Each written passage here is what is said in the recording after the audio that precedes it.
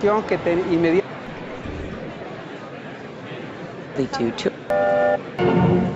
was completed the unite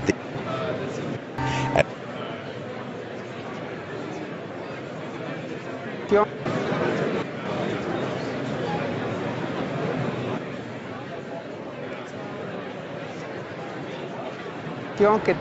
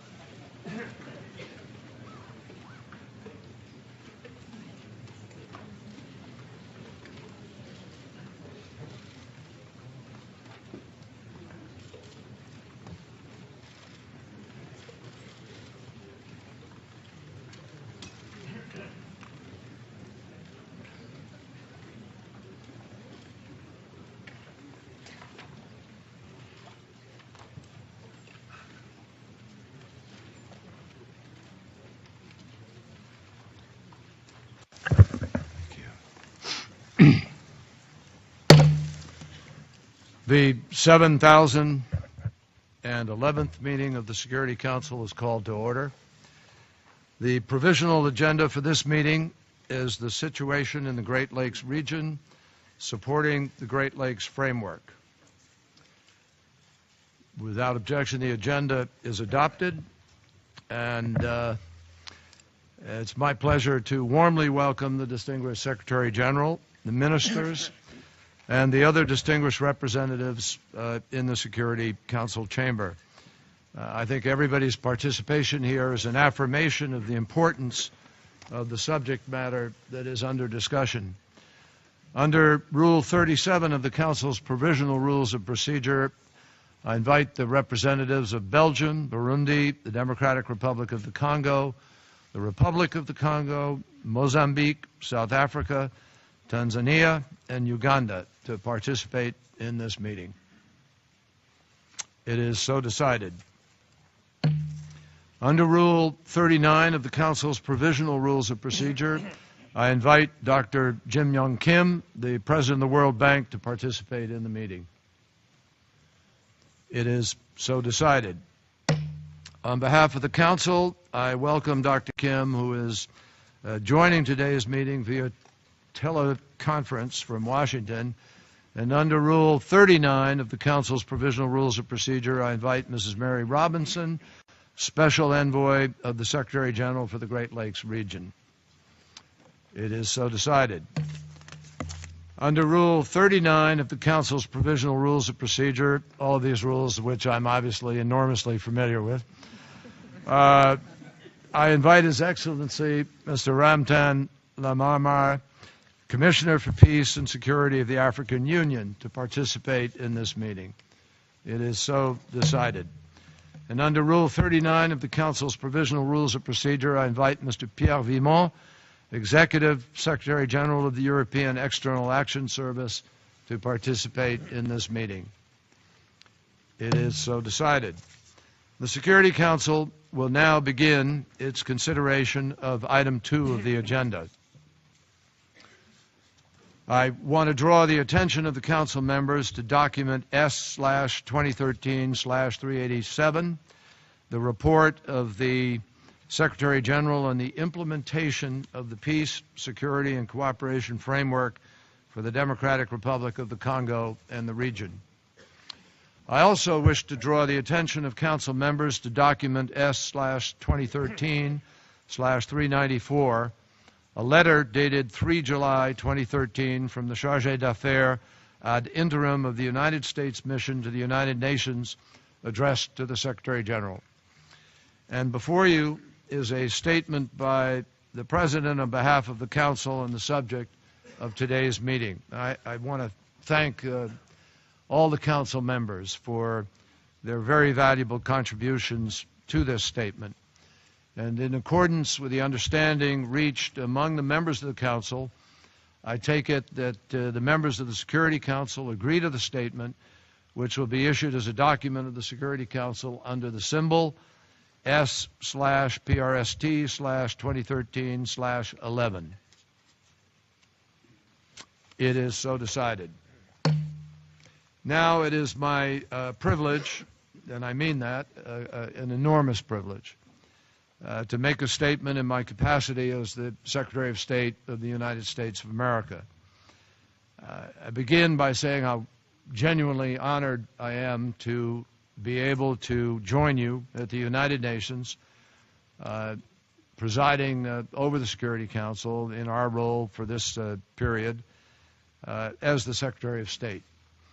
And it's also a privilege to chair the Security Council on a subject, a challenge that is central to the mission of this vital organization, that is realizing the promise of peace.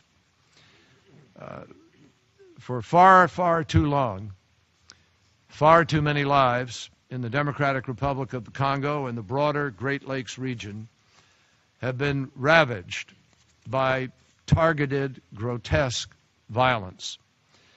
They have been subjected to human rights abuses, and the region has been disrupted by dangerous instability.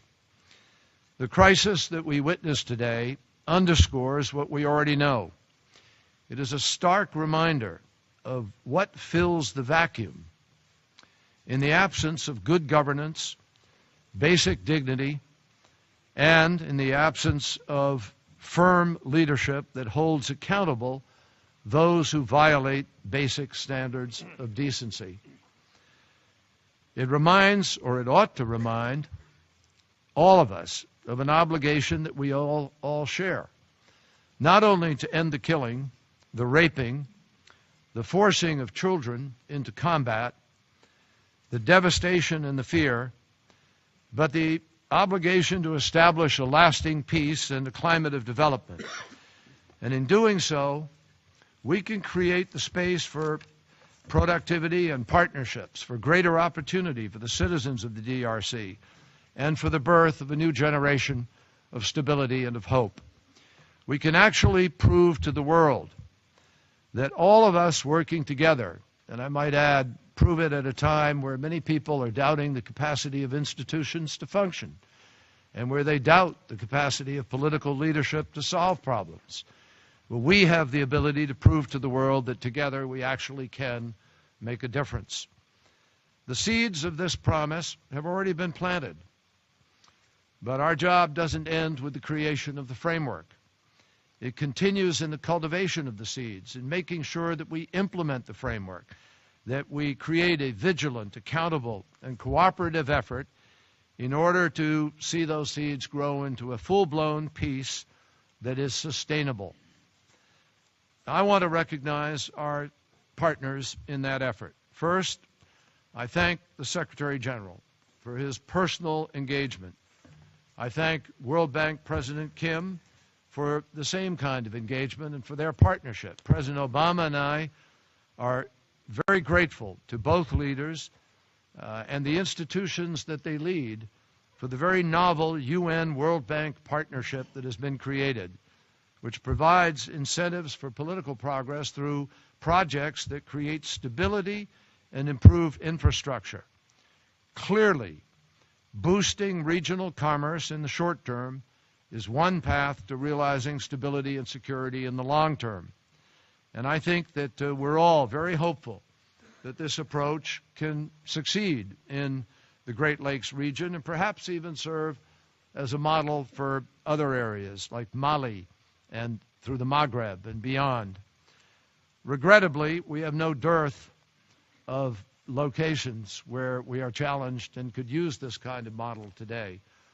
I'd just say parenthetically that in the Middle East, in the West Bank and Palestine, we are beginning to look at a similar kind of model and hope that we could combine our efforts over the long term to find new ways to build sustainable peace. I want to particularly also thank UN Special Envoy Mary Robinson, a longtime friend, somebody I've admired for a long time, and I reiterate the United States' support for her work with regional leaders in the implementation of the Peace, Security, and Cooperation Framework. We particularly welcome the priority that she places on including regional women's groups, local communities, and civil society in the framework peace process as we seek to break the cycle of violence and break down the barriers between humanitarian aid and the people who are desperate for it. The day before President Obama nominated me to be Secretary of State, I met with Denis Mukwege, who just a few weeks earlier had fled the DRC after an attempt on his life. Denis has demonstrated the courage to stand up and protect women and children from the weapons of war, which too often people only talk about in a whisper. The victims of these horrific crimes and humanitarians like Dr. Mukwege, who protect and treat those people, and all of the people in that region desperately need a voice. And I know, and I obviously, because he chose her, the Secretary General knows that Mary Robinson is committed to being that voice as the region and the international community address the full range of issues involved in translating the broad principles of the framework into concrete benchmarks for implementation. So thank you, Mary Robinson, for what you're doing. We're grateful for your continued public service. It's also a great pleasure for me today to introduce all of you and to introduce U.S. Special Envoy Russ Feingold, former Senator Russ Feingold. The suffering in the Great Lakes, which we are going to debate and talk about here today, is a high-level priority for President Obama and for me, and it is one that we believe must be met by high-level leadership. I had the pleasure of working in the United States Senate for 18 years with Senator Feingold, and there is no one, in my judgment, in the Senate who was more trusted for his expertise in African issues. He brings enormous intellect, passion, and courage to this challenge. And I'm very pleased that he has consented to take this on. I also bring you the greetings of former Ambassador of the United Nations, Susan Rice, who asked me to give you a warm good morning and hello. And we chatted briefly before coming here so I could get the latest tips on exactly what to do and what not to do today. The United States joins every single one of you in welcoming the Peace, Security, and Cooperation Framework. It is a very important first step.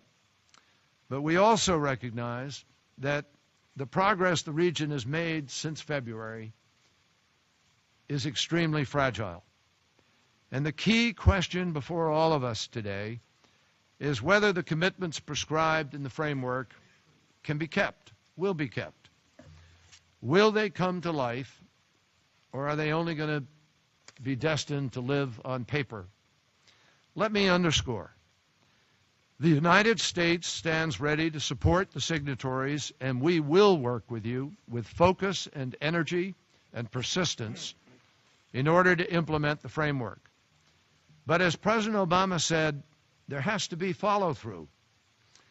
I want to make it clear in that context.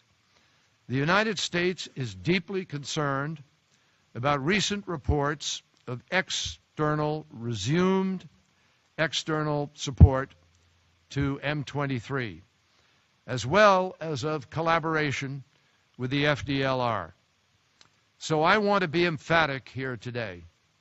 All parties must immediately end their support for armed rebel groups. All governments must hold human rights violators and abusers accountable. We must end the era of impunity, and that, unfortunately, has been rampant.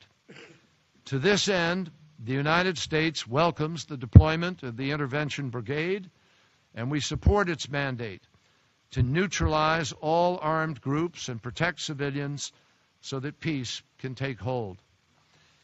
We believe that it is now time for everyone in the region to exercise restraint and to return to the constructive path that you have set out for yourselves, to move forward together so that we can address the root causes of this conflict and end it once and for all. I believe this is doable. I believe it is the absence of governance and the absence of an international presence that has created the vacuum that has permitted people to act with the impunity they have acted. I know that moving ahead isn't easy. I know it takes courage. But we have to all accept that this is our responsibility. So as the chair of this debate, and as a representative of a nation that, like all of yours, has a stake in the stability of the Great Lakes, I want to urge all of us around this table to take advantage of the unique opportunity that the framework provides. The United States challenges, respectfully, all of those who have committed themselves to the framework to respect, in turn, the national sovereignty and the territorial integrity of the DRC. We can't emphasize enough how critical it is that everyone fosters cooperation across borders. We challenge everyone to finalize the benchmarks that are outlined in the framework and to adopt them during the UN General Assembly in September. We strongly urge everyone to formally include the voices that Special Envoy Robinson has engaged, voices that have too often been excluded, particularly those of women. And we challenge the DRC to continue implementing reforms to its security sector and to reestablish state authority, particularly in the East. And finally, we pledge to join the Security Council, the DRC, regional governments, and the international community to do everything in our power to achieve a comprehensive peace accord. Every one of us here understands the complex history of suffering in the Great Lakes region. But we all have a responsibility, a universally endowed responsibility, to ensure that a history of violence is not going to be followed by a future of vengeance. The only way to properly honor the millions of lives that have been lost is through peace. And the only way to achieve that peace is for the United Nations and all of the countries in the region and all of the countries with the capacity to step up and help to show the way forward. So thank you for the privilege of sharing a few thoughts with you. I will now resume my function as President of the Council, and I give the floor to Secretary General, His Excellency, Mr. Ban Ki-moon. Your Excellency, John Kerry, Secretary of State and President of the Security Council, distinguished members of the Security Council, honorable ministers who are attending this session, Dr. Jim Yong Kim, President of World Bank, Excellencies, ladies and gentlemen. I thank the United States for convening this debate and the Secretary of State, John Kerry, for presiding. His presence is a testament to the importance the United States places on this important issue. Allow me also to welcome the appointment of Senator Russ Feingold as the new United States Special Representative for the African Great Lakes region and the Democratic Republic of the Congo. I wish him success in the critical month ahead and hope that he will continue to very closely coordinate with my Special Envoy, Mary Robinson. Ladies and gentlemen, it's now 5 months since the Peace, Security, and Cooperation Framework for the Democratic Republic of the Congo and the region was signed, and 4 months since this Council adopted Resolution 2098.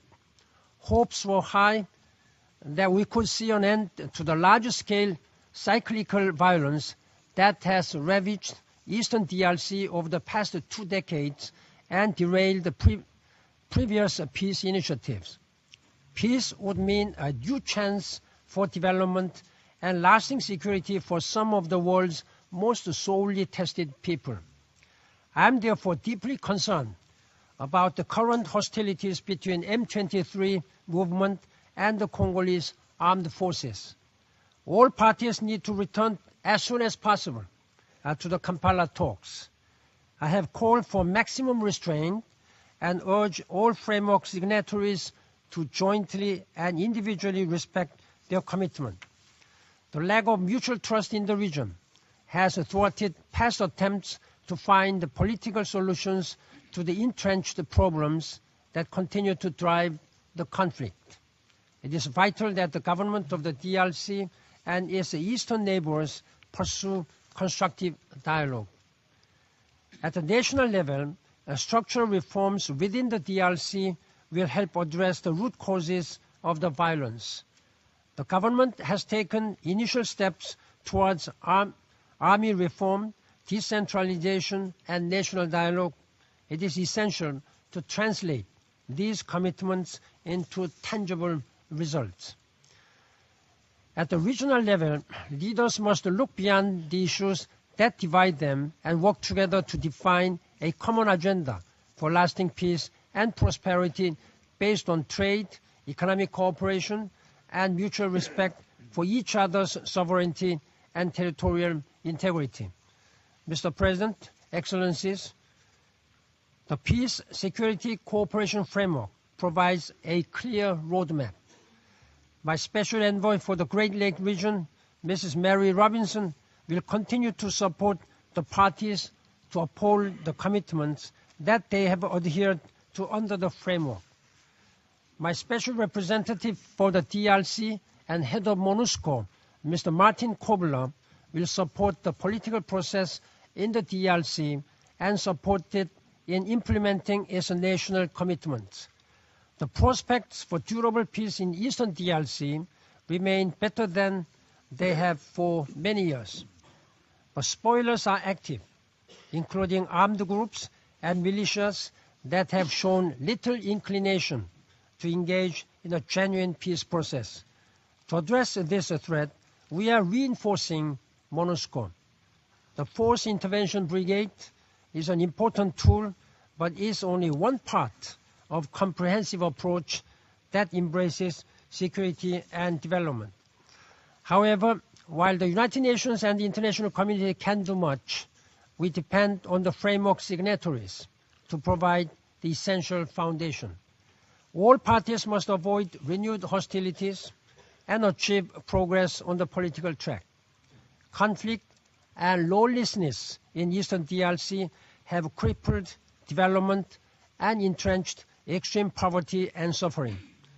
There are appalling levels of brutal sexual violence. The region needs security. But for lasting peace, we must also provide opportunity. The UN system is committed to promoting economic development in DRC and the Great Lakes region. Last May, during our joint visit of myself and the World Bank President, Dr. Jim Yong Kim, the World Bank has committed an additional $1 billion for better health and education services, cross-border trade, and hydroelectricity projects, giving due impetus to regional economic integration.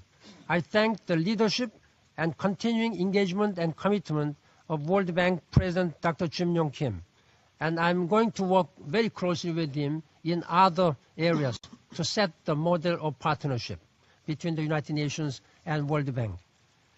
This is central to building the trust and interdependence that are critical to the success of the peace, security, and cooperation framework. Excellencies, the current fighting in Eastern DRC casts a grave shadow. But we should not allow it to deter us from our objective. It should make us even more determined to lift the people from the oppression of insecurity, human rights abuses, and poverty. I count on the framework signatories to work constructively with each other and with my special envoy to develop benchmarks for their commitments. These will inform the strategic roadmap for implementation to be presented for endorsement in the margins of the General Assembly General Debate in September. And I call on the international community to use all the tools at its disposal, from international criminal prosecution and sanctions regimes to development assistance. My Special Envoy Mary Robinson has described the Peace, Security, and Cooperation Framework as a framework of hope. I urge all signatories and the international community to keep the hope alive. Thank you. Thank you very much, Mr. President. Thank you very much, Mr. Secretary General, and thank you again for your leadership. I now give the floor and the video screen to Dr. Jim Yong Kim, President of the World Bank. Thank you very much. Honorable ministers, the African Union Commissioner, members of the Security Council, and UN member states. Especially would like to thank UN Secretary General Ban Ki-moon. Mr. Secretary General, you are the leader of the entire multilateral system, and your strong visionary leadership on this issue is what's giving drive and impetus to our work together. We look forward to continuing to follow your lead and playing our role. Secretary Kerry, as a longtime resident of Massachusetts, I want to thank you for your leadership over decades. I also want to thank you for your extremely generous mentorship and support of me personally.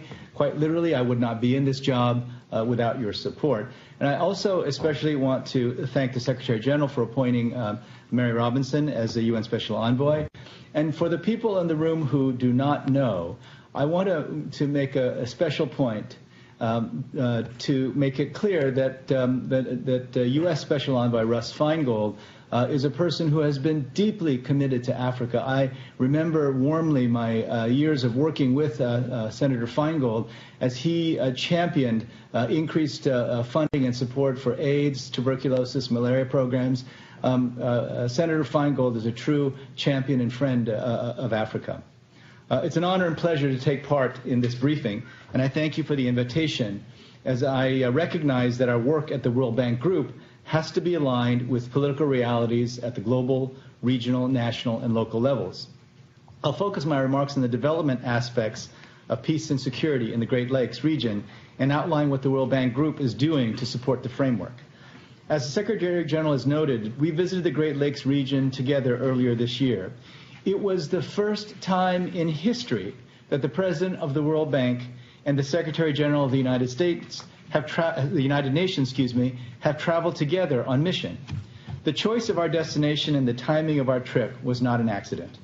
The Secretary General's groundbreaking work and the commitment of all the countries in the region to the framework agreement provides all of us with an opening to end violence, secure peace, and lay the foundation of a more robust economic development. These foundations will make a difference in lifting people out of poverty, creating jobs, and providing access to health and education. The Secretary General and I delivered one message over and over during our trip, and I'll repeat it now. We cannot have development without peace, and we cannot have peace without development. Conflict not only stops development, but it can reverse years of development gains. The eastern provinces of the DRC are a good example of a tragedy with an immense human cost that has gone on for far too long. Over 3.5 million people are estimated to have died since 1998. Another 4.7 million people lost their homes, and over 2 million children cannot benefit from education due to the destruction of schools. The poverty rate is about 70%, and overall access to economic services, including energy, is very limited. But let me also argue that the long-term sustainable peace and stability will not be achieved without addressing the underlying key economic drivers of conflict and instability. These drivers of conflict spill across the borders and therefore call for a regional approach to address issues such as insecure and insufficient access to land, population displacement, and illicit exploitation and mining of high-value minerals and timber. Moreover, these problems are compounded by rapid population growth and lack of economic opportunity. On our trip together, the Secretary General and I demonstrated the commitment of the UN and the World Bank Group to collaborate in bringing tangible benefits to the people of the Great Lakes region and to pursue peace, stability, and development in a comprehensive manner within our national and regional programs. We were heartened by the commitment of the political leaders to implementing the framework. We were also heartened by the interest in regional initiatives to promote development. This leadership is essential for the success of the framework and for sustainable peace in the region. On our trip, we committed to increase the cooperation between our institutions and with other partners such as the European Union, the African Development Bank, and the regional economic communities to maximize the impact of our efforts. We will strongly support the Office of the Secretary General Special Envoy to the Great Lakes and increase our collaboration with the UN on the ground. And we will use our convening power to encourage greater investment, including from the private sector in the region. I also announced that the World Bank Group will provide an additional $1 billion over the next 24 months for cross-border development issues. Of these, about $500 million will be for hydroelectric power projects to increase energy access in several Great Lakes countries, about $350 million for transport linkages and border management, and about $100 million for agriculture and rural livelihoods targeted at refugees and internally displaced persons. This is extremely important given that the region has 1 million refugees and more than 2 million internally displaced persons in a situation of protracted displacement.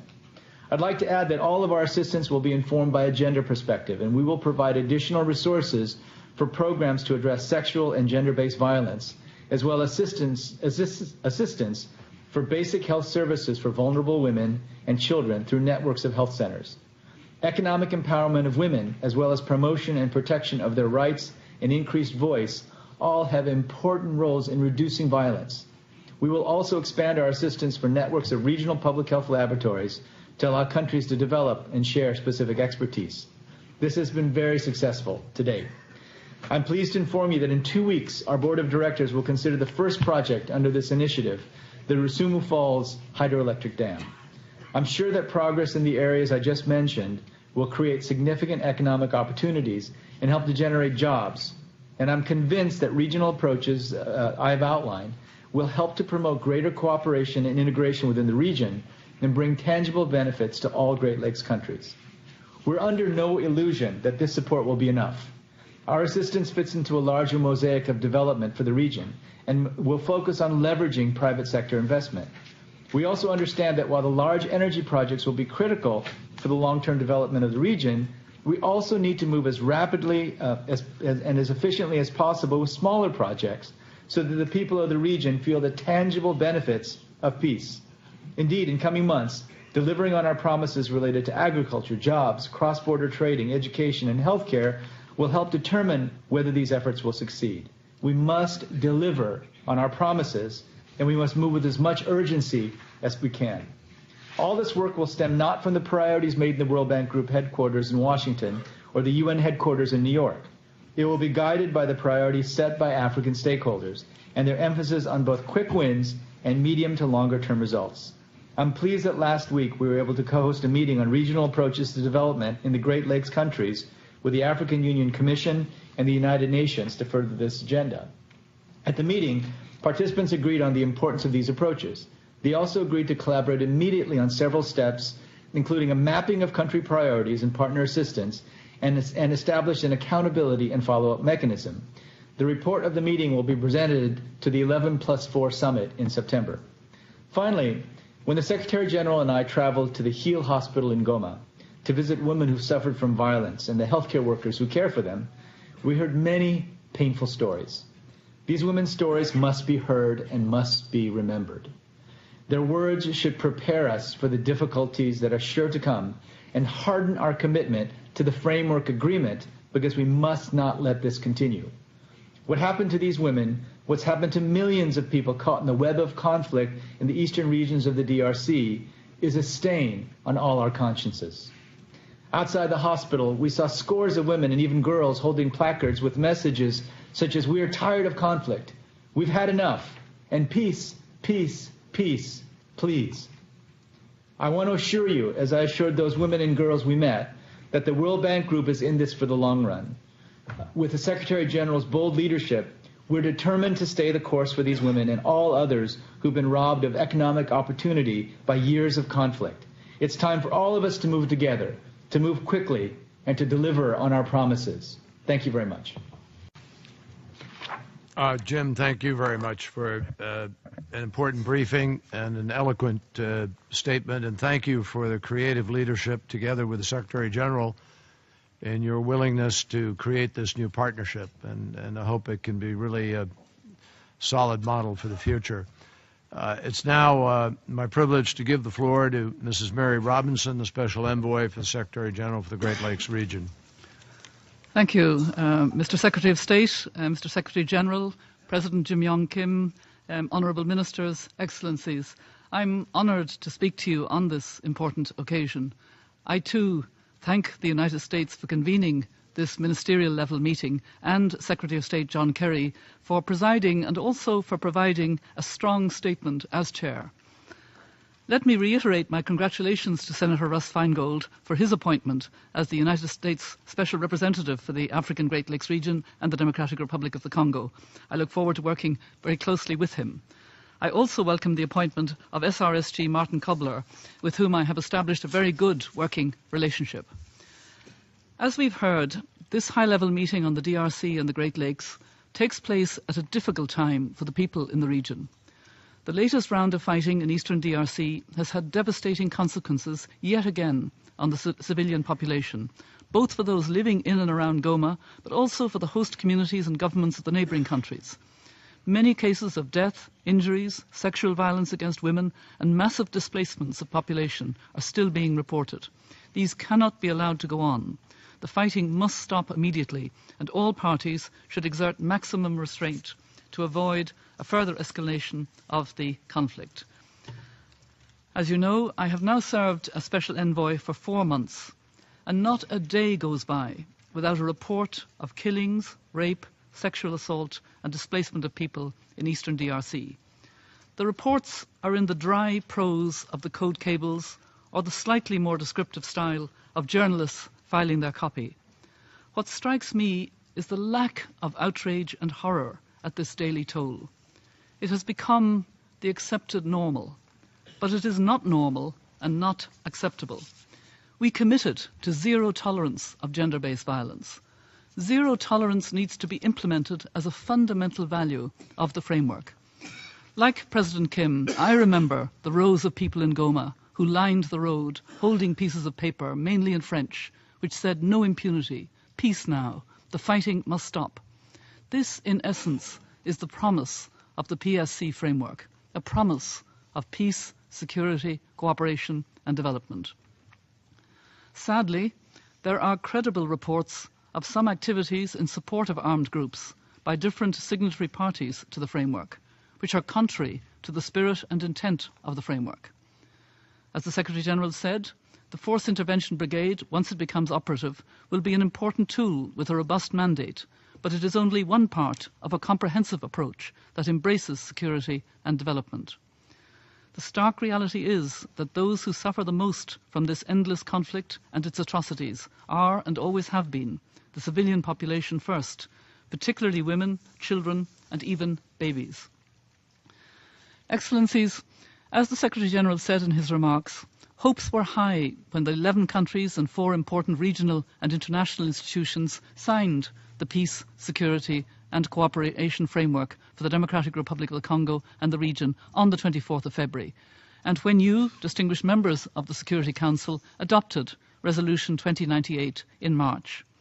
The framework clearly gives the ownership and the responsibility to the leaders who signed it, and I am personally very encouraged to see their commitment to it is strong and resolute. If fully implemented, both the PSC framework and Resolution 2098 would help stabilise the situation on the ground and, more importantly, would pave the way to address the fundamental causes of the cycle of conflicts in eastern DRC and the Great Lakes. That's why I strongly believe that the signatories and guarantors of the PSC framework and the international community as a whole need to work intensively together to accompany the leaders and the people of the Great Lakes to transform what I call the framework of hope into a tangible reality. Despite the security and humanitarian challenges that the DRC and the Great Lakes region are facing at the moment, I'm encouraged by initial progress in several areas and by the strong will demonstrated by the signatory countries to contribute to the implementation of the PSC framework. Allow me to share with you some of the positive political steps that the signatories of the PSC framework and key international institutions have taken since February. At the national level, President Kabila established in May the National Oversight Mechanism, which will oversee the implementation of the commitments of the DRC under the PSC framework. I very much hope, and I made this clear to President Kabila, that the National Oversight Mechanism will include a large cross-section of the civil society in carrying out its mandate. At the same time, national reforms that the DRC has agreed to implement under the PSC framework need to begin in earnest and be supported by the international community. I'd like to welcome the recent initiative of the Democratic Republic of Congo and the International Conference of the Great Lakes to launch a mineral certification programme in an effort to stop the illegal exploitation of minerals and prevent armed groups in eastern DRC from benefiting from it. This is an important first step which deserves the full support of the international community. At the regional level, the first meeting of the Regional Oversight Mechanism, the 11+4 mechanism, took place in Addis Ababa on the 26th of May and established a technical support committee mandated to develop the benchmarks and indicators of progress for the implementation of the PSC framework, amongst other tasks. The committee is made up of senior representatives from the signatory countries of the PSC, who met twice so far, on the 24th of June and earlier this week on the 22nd and 23rd of July, under the co-chairmanship of my Special Advisor Modibo Touré and the African Union Special Representative for the Great Lakes, Ambassador Boubacar Diarra. Participants also included senior officials from ICGLR, SADC, MONUSCO and the UN Department of Political Affairs.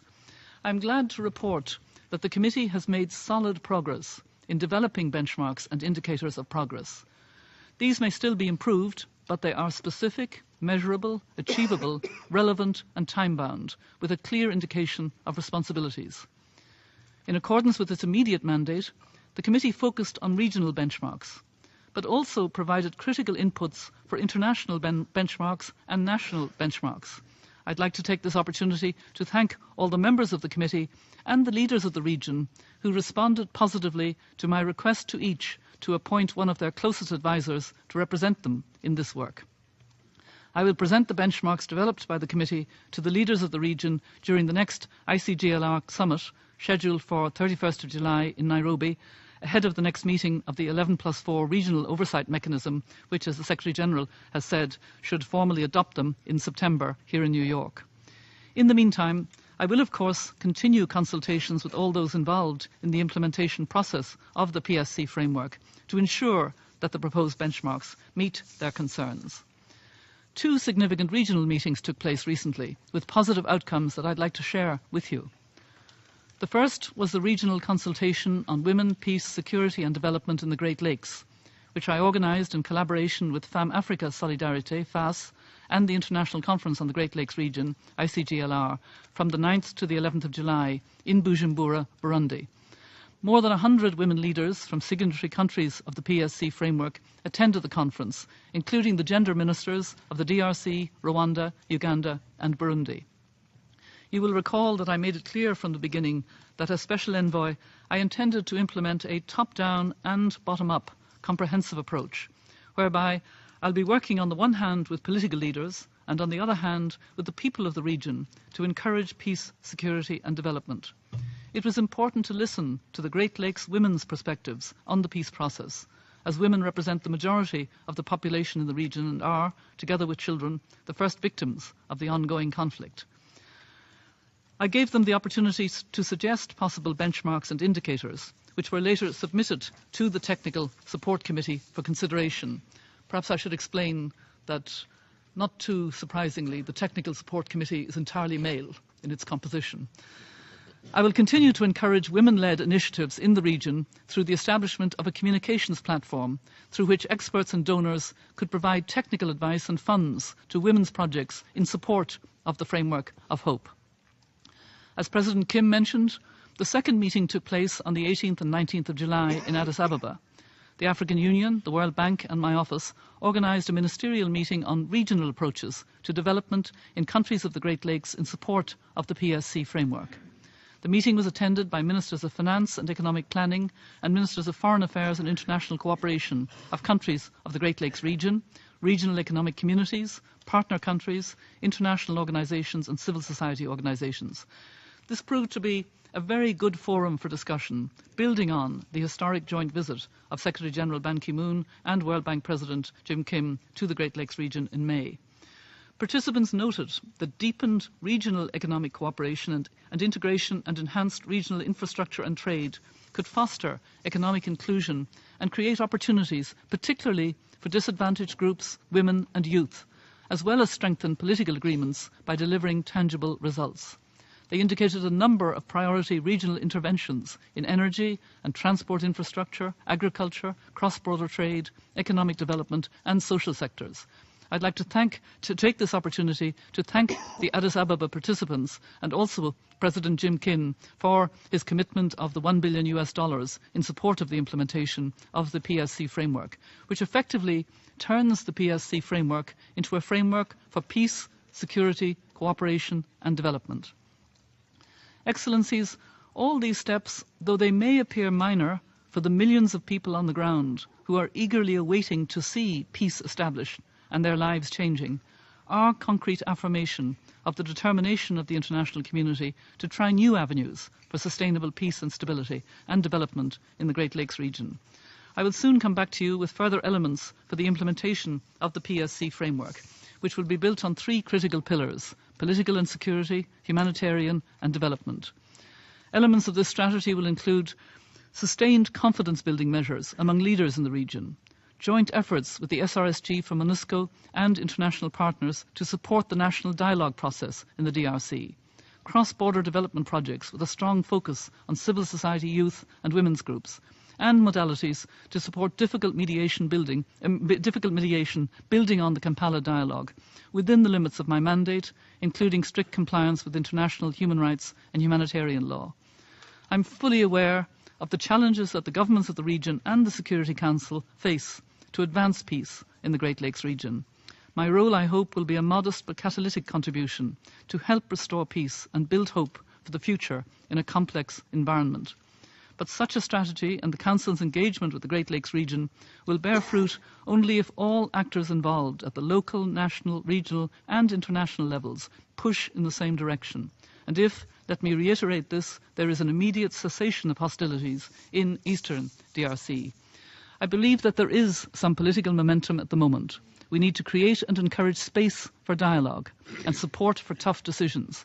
We need to tell each other the truth, quietly when necessary, but firmly, and stick to our commitments to the PSC framework if we're to make a real difference this time. I've been having frank conversations with the leaders of the region, and I intend to continue to do so in the coming months, including next week when I meet them in Nairobi.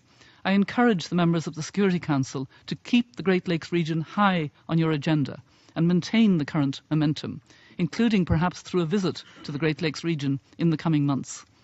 Let me conclude by warmly thanking the Security Council members, the Secretary-General and my UN colleagues, as well as regional and international partners who have continuously expressed and provided support to my work. I know I can count on you to try to move the PSC framework agenda forward, and I'm really grateful for that. Thank you. Thank you very much, Madam Special Envoy. Thank you for your briefing and thank you for your work. And I know Special Envoy Senator Feingold is really looking forward to working with you. I now give the floor to His Excellency Mr. Ramtan Lamamra. Merci, Monsieur le Président. Thank you, President. Mr. President of the Council, Mr. Secretary General, ladies and gentlemen, ministers, members of the Council.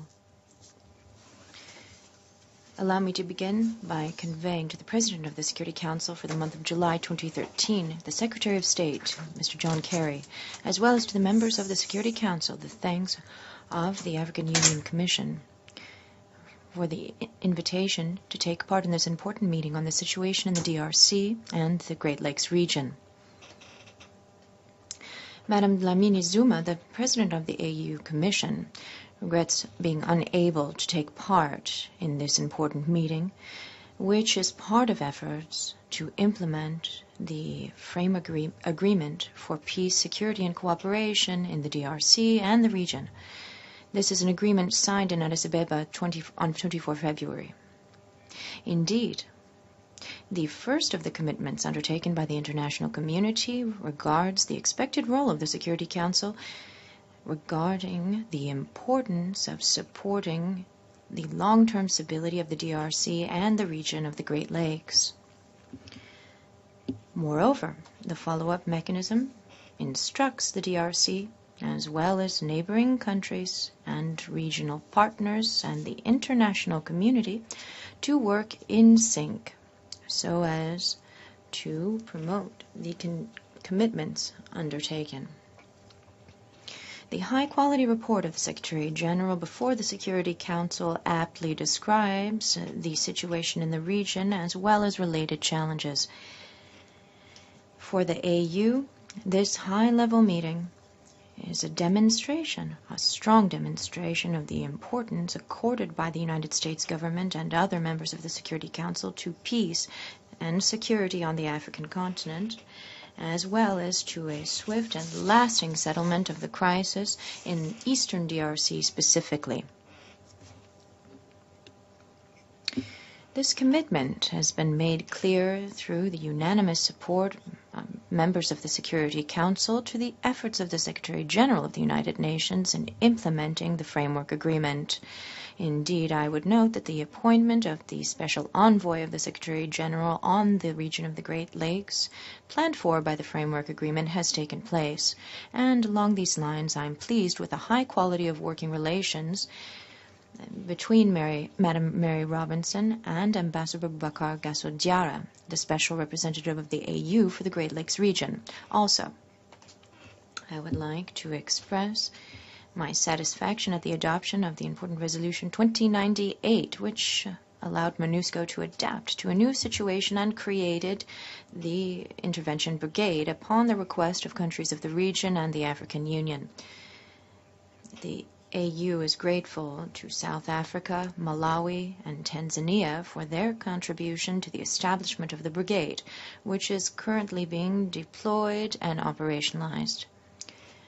However, I must note that instead of the agreement so expected from negotiations headed by President Museveni from Uganda in Kampala with know-how and patience, instead, full-scale military clashes have taken place between the DRC armed forces and elements of the M23, dimming prospects for the current situation in the region and laying bare the path which lies ahead for the dawning of a new era in the region. Mr. President, ladies and gentlemen, information provided to your Council by the Secretary General of the United Nations, Madam Mary Robinson, the President of the World Bank, as well as expected information which should be forthcoming from the Ministers of Foreign Affairs of the DRC, Uganda, and Rwanda, who are here today with us. All of this information serves to apprise the Council of the political, security, and humanitarian situation on the ground, the implementation or state of implementation of the Framework Agreement, as well as Resolution 2098 of the Security Council, and the political process underway.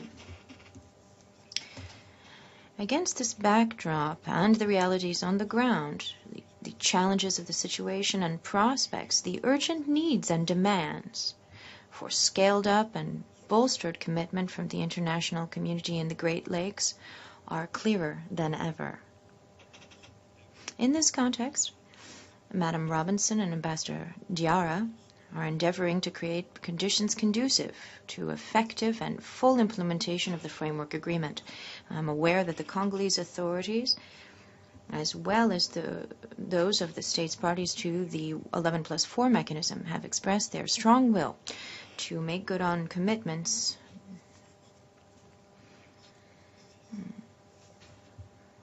and I also know that the backing of the entirety of the international community to the DRC and countries of the region shall not be lacking if UN initiatives, as well as those of international financial institutions and development partners, are any indication.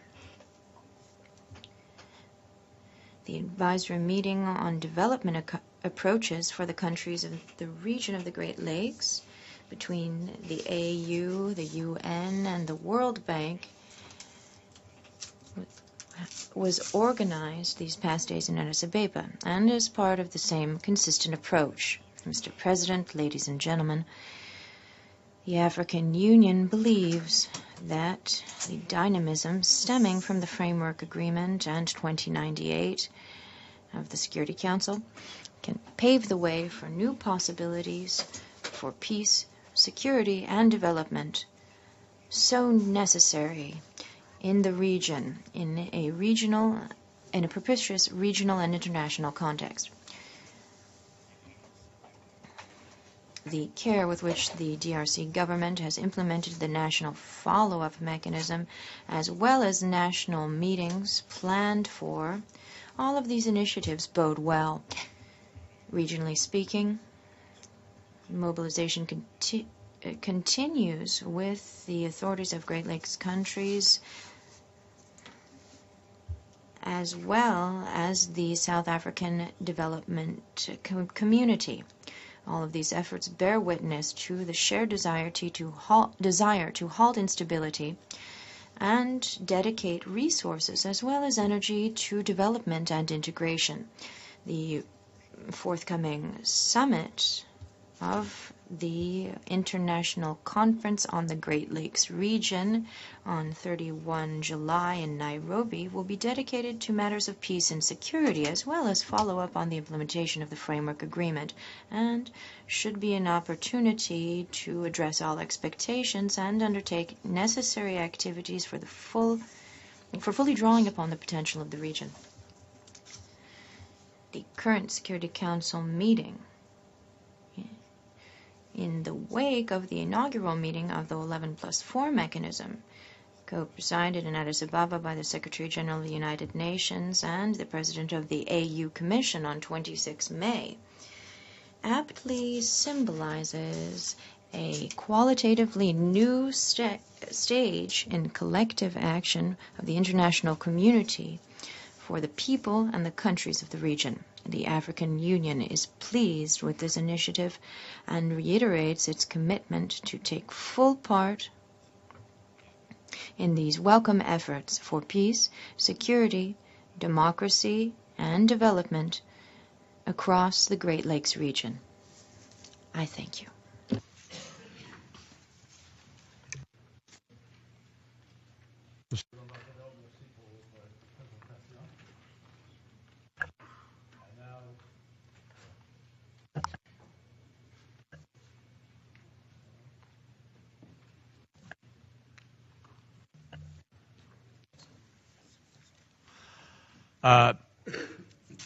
I now give the floor to His Excellency Mr. Sam Kutesa, Minister for Foreign Affairs of Uganda.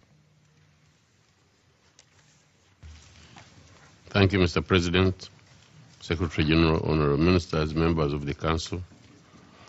Let me at the outset congratulate you and the United States delegation on your leadership of the Security Council this month. Thank you for organizing and presiding over this important and timely debate on the situation in the Democratic Republic of Congo and the Great Lakes region. I also like to thank Secretary General Ban Ki-moon, Special Envoy Mary Robinson, World Bank President Jim Yong Kim, and the AU Commissioner for Peace and Security, Mr. Lamamura, for their statements. Mr. President, this debate is taking place at a time when Eastern DRC is in deep crisis again. The presence of a multiplicity of foreign and local armed groups, including ADF, FDLR, FNL, M23, and Mai Mai militias, has exacerbated insecurity in the DRC and the region. Within the framework of the International Conference on Great Lakes region, the region has been involved in efforts towards a peaceful resolution of the instability in Eastern DRC through both political and military approaches. We are convinced that the political process should be at the forefront of our efforts, with peace enforcement measures complementing it. It was in this context that the region conceived a neutral international force, which this Security Council took on and made the Intervention Brigade. In this regard, Uganda welcomes the statement by the UN Secretary General, which he made on the 18th July 2013, in which he underlined, and I quote, the importance of pursuing a political solution to address the root causes of conflict in the Democratic Republic of Congo, end quote. We are also encouraged by the approach taken by Special Envoy Mary Robinson and would appreciate her engagement in the political process, including the Kampala peace talks. President Yoweri Museveni, in his capacity as the chairman of ICGLR, has convened 5 extraordinary summits, including 4 in Kampala, aimed at finding a lasting solution to the current conflicts in the DRC. The 6th is due to take place in Nairobi on the 31st July 2013. The extraordinary summits were instrumental in de-escalating the situation in the eastern region last year, and the commencement of the talks in Kampala between the DRC government and the M23, facilitated by my colleague, Honorable Crispus Kionga, Uganda's Minister of Defense, who is with me in this chamber. Mr. President, we believe the Kampala talks between the government of DRC and the M23 provide the best opportunity for resolving their differences. The political engagement between the DRC government and the M23 must be given priority in the search for durable and peaceful solution. The successful conclusion of these talks will no doubt have a positive contribution to the national consultations due to start in DRC. We are glad to inform Council that since December 2012, there has been some progress in the talks, with two key milestones. First, both parties reviewed the peace agreement of 2009 between government of DRC and CNDP and agreed on the status of implementation, which was a significant step in confidence building. Secondly, both parties have presented draft peace agreements in March 2013, which were consolidated into one draft that is currently in its second version and subject to further negotiations. While these developments are commendable, the renewed fighting raises serious concern over the commitment to the talks. We call upon the Security Council and our partners to encourage the parties to expedite and speedily conclude the Kampala talks. We also call upon the international community to provide logistical and financial support to the ICGR mechanisms, such as the Joint Intelligence Fusion Center and the expanded Joint Verification Mechanism. Mr. President, the renewed fighting between the Congolese armed forces and the M23 is a major concern for the region and the international community. Simultaneously, the atrocities committed by the Allied Democratic Forces, which has linkages with Al-Shabaab, have increased since the beginning of July, both in intensity and frequency. During the last 3 weeks, the ADF attacked Kangaboy prison, it captured Kamango town, and ambushed MONUSCO a convoy.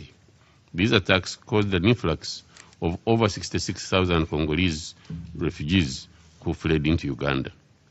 The humanitarian situation in the region remains a matter of grave concern, as insecurity caused by armed groups has led to large-scale displacements of people. While we deplore and condemn these attacks by ADF and other armed groups, they serve as a grim reminder of the real challenges faced by the DRC and the region. Uganda is particularly concerned about the stability of an imminent attack by the ADF from DRC, and it is our expectation that the new mechanism, combined with RDC's security sector reform, will give it the requisite capacity to deter foreign armed groups from occupying and using its territory to destabilize neighbors. Mr. President, we consider the peace and security and cooperation framework of the DRC and the region as a unique and important milestone towards addressing the challenges in the DRC and the region. In our view, the following three elements of the framework are crucial. First, the PRC framework recognizes a holistic approach as the best way to end instability. Secondly, it outlines commitments and actions at the national, regional, and international levels, and we should focus on their implementation.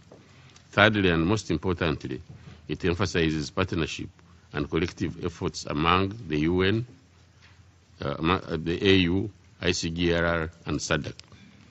We therefore reiterate and underscore the need for expeditious implementation of the commitments in the PSC framework by the DRC, the region, and the international community. Uganda is committed to playing its part. From our experience, regional-led initiatives with the support of the international community have yielded good and better results on our continent. We underscore the need to bring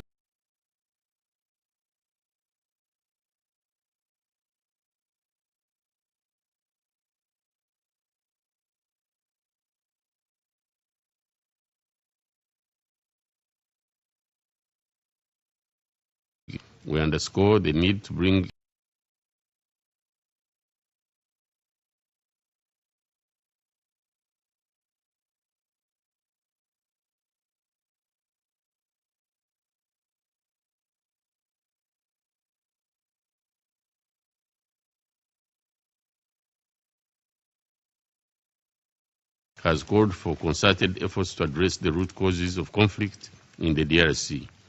We have also called for support for the DRC government to exercise effective authority over all its territory in order to deal with armed groups destabilizing it and the region. Now is the time to redouble our resolve and efforts to effectively address the root causes of the conflicts in Eastern DRC in a comprehensive manner.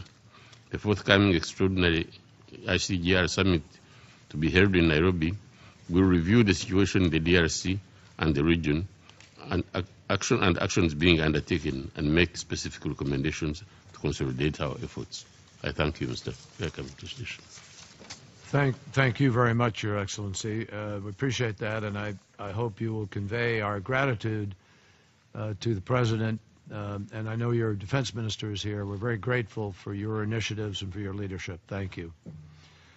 It's my pleasure now to give the floor to His Excellency, Mr. Raymond Tshibanda Ntungamulongo, the Minister for Foreign Affairs and International Cooperation, Francophonie of the Democratic Republic of the Congo.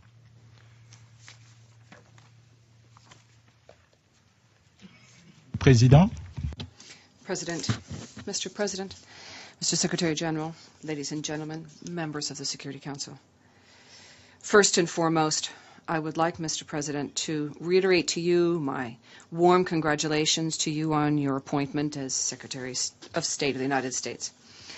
I would also like to express the satisfaction of the Democratic Republic of Congo in seeing you preside over the Security Council at this critical moment in its history, and to thank you for having taken the initiative of organizing this special meeting of the Council on the Great Lakes region. The Great Lakes region, which for several years has seen a cyclical calling into question of its security and peace due to rebellions which have been clearly established as having the same genetic signature, the same designers, the same external support, fallacious justifications, the same actors on the ground, and the same modus operandi, marked by massive violations of human rights, to wit, summary executions and extrajudicial executions, the drafting of child soldiers, sexual violence and rape, pillage of private and public assets, and illegal exploitations of natural resources. By choosing to talk about the DRC at this specific moment, you bear witness to the importance that the government of the United States of America and the Security Council of the United Nations attach to returning to lasting peace in the eastern region of the DRC, and thereby in the region as a whole. I'd like to also take this opportunity to thank Mr. Ban Ki-moon, Secretary General of the United Nations, for his personal involvement in the negotiations, conclusion, and implementation of the Framework Agreement for Peace, Security, and Cooperation in the DRC and the region, which was concluded in Addis Ababa on the 24th of February. This Framework Agreement and the Resolution 2098, which bolsters it, constitute true major innovation, both in the grasp of the crisis which has been hitting the region of the Great Lakes since the second half of the 1980s, and in innovation in the traditional doctrine of the United Nations in terms of peacekeeping.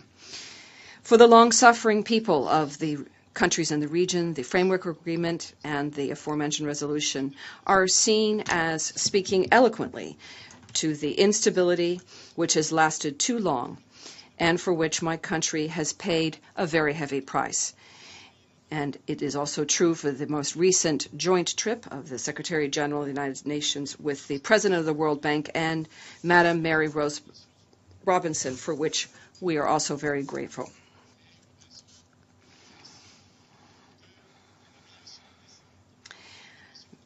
I should also recall the sad reality, which is often unknown, to wit, that due to repeated conflicts, my country has lost more than 6 million souls, and thus it is also with gratitude that we see the visits of many other important dignitaries.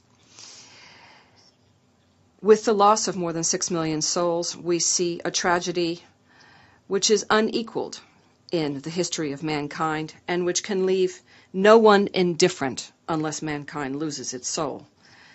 Our meeting of today reflects our will to reaffirm our humanity, to together assess without complacency the level of execution and implementation of commitments undertaken in order to put an end to this drama in the terms of the very significant framework agreement of the 24th of February 2013, in order to specify which challenges can be met in order to restore lasting peace for the region, so that it can devote its energies and intelligence to key questions in order to fight poverty and improving the living conditions of its peoples. Mr. President, the Democratic Republic of Congo is determined to assume its share of responsibility so that peace and harmony can return to the region rapidly. As proof, as soon as the framework agreement was signed, the Congolese government bent its efforts to fulfilling its obligations, and it should be said in passing that many of these tasks have been underway for the last 11 years and seen as important and priority. With this in mind, we have not only accelerated but also systematized reform of the security sector. This involves cleanup of Army structures and personnel, of the security and police services, recruiting of young defense Congolese forces from around all provinces in the country, reopening military academies, training with the help of our bilateral partners of special forces and support units, with the priority goal of operationalizing a rapid reaction force. All of these are specific actions undertaken in order to make the defense of our territory more effective and to better ensure the state's authority. With a view to consolidating the state's authority, especially in the east of the Republic, starting with Goma, the National Police, public administration, and the courts all benefit in a priority manner from capacity building. This will make it possible for them to progressively take control of the situation back. Decentralization, as set forth in the Constitution, is closer to becoming a reality with the adoption of necessary legislation to implement decentralization. Reforming management of public finances, which has been underway for several years now, has led to a number of positive results through stability of the macroeconomic framework, and we see this being pursued and usefully completed with the entry into force of cleanup measures in order to improve the business climate and to provide for a national mechanism for certification of mining resources. This will strengthen economic growth, which, notwithstanding, is one of the strongest in the continent and has been on a constant basis for the last 10 years. And better, the government has just begun an in-depth examination of the document for the strategy of growth and to reduce poverty in order to make growth more inclusive and to partially make up for the lag in meeting the Millennium Development Goals and to give the fight against poverty more credibility and greater efficiency. Turning to the political arena now, reconciliation and strengthening national cohesion are more than ever a priority. And thus, the National Follow-up Coordination Mechanism for implementing the Framework Agreement was entrusted to a competent and experienced high-level member of the opposition. The Independent National Electoral Commission has been completely overhauled, and a new team, which is tougher and more inclusive, has just taken the helm of this very significant support for democracy. The new Electoral Commission is working hard to prepare the electoral process for, under the best possible circumstances, local, municipal, provincial, senatorial, and governor province elections. Moreover, at the initiative of the President of the Republic, national consultations will be held as of the month of August. The goal of these consultations is to seek together the means to strengthen national cohesion in order to better meet the challenges before the Congolese people. To be inclusive, this forum will bring together, in addition to national and provincial political institutions, political parties, all trends included, civil society in all of its diversity, as well as significant representation of both women and youth. In preparing this forum and leading it, This was entrusted to a presidium composed of the President of the Senate, a leader well known from the opposition, who was elected to his position as such, and it has also been entrusted to the President of the National Assembly, who represents the presidential majority. Proof of the participatory nature of this exercise is that the political opposition recently prepared and filed a document of demands and proposals and deposited it with the Presidium and the President of the Republic. For each and every of these reforms, as for all other commitments undertaken by the Democratic Republic of Congo due to the framework agreement, benchmarks have been developed and are being exchanges are being held with regard to the benchmarks with Madam Mary Robertson and her team, to whom we would like to reaffirm our support and cooperation.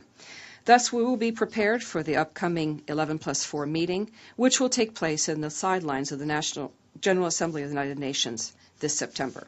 Mr. President, at this moment, while we are meeting here, the people of Goma and Rutshuru live in fear and uncertainty due to sporadic attacks, which since adoption of Resolution 2098 and in defiance of this resolution, M23 is launching attacks against the defense positions of the FARDC.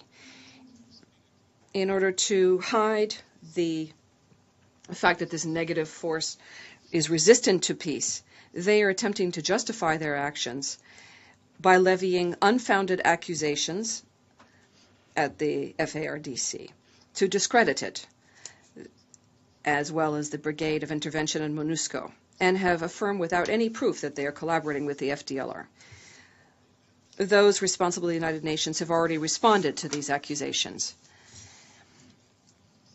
And the President has circulated a document to the Security Council to refute these allegations categorically, and has sent to the President of the Security Council the same document, asking him to circulate it to all members.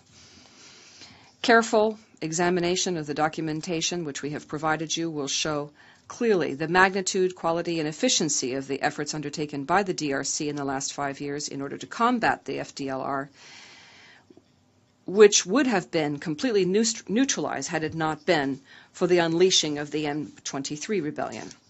It is noteworthy that a positive evaluation was certified by non-Congolese experts who cannot very easily be accused of complacency in this area, i.e. MONUSCO, but especially those very same people who today, through their accusations, seem to be reneging on their signature. It's also worth noting that no country in the region of the Great Lakes has, as much as the DRC, militated in favor of the creation of an intervention brigade with mission of neutralizing all negative forces, including the FDLR, and to grant an offensive mandate to this brigade. It should also be clearly understood, moreover, that the Democratic Republic of Congo, more than any other, has a people who have been suffering violence due to the presence of foreign armed groups on its territory, could not entertain the notion of any cooperation with those forces who stand out due to their killings, their rapes, violence of all nature, pillaging of public and private access, and of natural resources. And it is thus my place to solemnly affirm that the Democratic Republic of Congo has never wavered and will continue to scrupulously respect the sovereignty and territorial integrity of other states in the region, as well as the sacrosanct principle of non-interference in the internal affairs of these other countries. Turning now to the involvement of some elements of the FARDC, in light of what I have just said with regard to our scrupulous respect of the sovereignty and integrity of other countries in the region, I would like to say that their implication in the violations of human rights in Minova, you should know that this case has been brought to court, and the members of the FARDC who are convicted will be severely punished regardless of their rank. Turning now to recent allegations with regard to abuse of prisoners, inhumane and degrading treatment, profaning the dead, is investigations have been launched in order to establish the truth. Justice will be just as merciless vis-à-vis these offenders if they are convicted. I should, however, underscore here that these allegations are surprising, to say the very least. Surprising because if this type of human rights violation in the past had been established as something undertaken by the rebellion and those responsible of the M23 rebellions, it would be the first time in 15 years, however, that in fighting these rebellions, the regular army of the DRC would be subject to such accusations. And that's what we can say about the credibility of them. Mr. President, as you can note for yourself, the Democratic Republic of Congo has made significant progress in implementing its commitments. This puts us in a legitimate situation of having expectations of like commitment both from our international and regional partners. The deployment on the ground of the Intervention Brigade instituted by Resolution 2098 is clear progress, and we appreciate it. Our desire henceforth is to see the brigade swiftly and efficiently begin its mission confided to it by the Security Council, which is surveillance and securization of the borders of the DRC with its neighbors in the east, and neutralization of all negative forces without exclusion. Having said that, we're aware that the military force could not alone resolve the complex peace equation of the Great Lakes region in Africa, nor could it separate out the conflicts and disputes which are all interlocked with each other.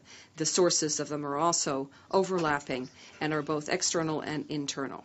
Given the extremism of almost all the negative forces in the region, force is thus necessary, but not sufficient. To be lasting, a solution must include sincere dialogue amongst all internal and external parties, application of good faith, and the conclusion of these parties should be implemented with good faith. And that's why, as far as we're concerned, we, the DRC, we remain actively involved in talks with Kampala.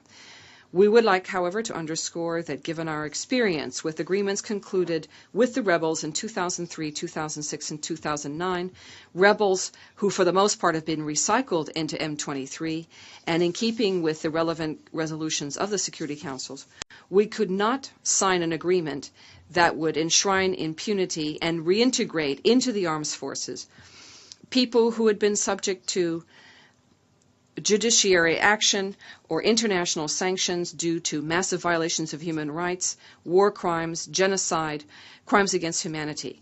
To do that, would set the stage for another breakdown of peace and more instability.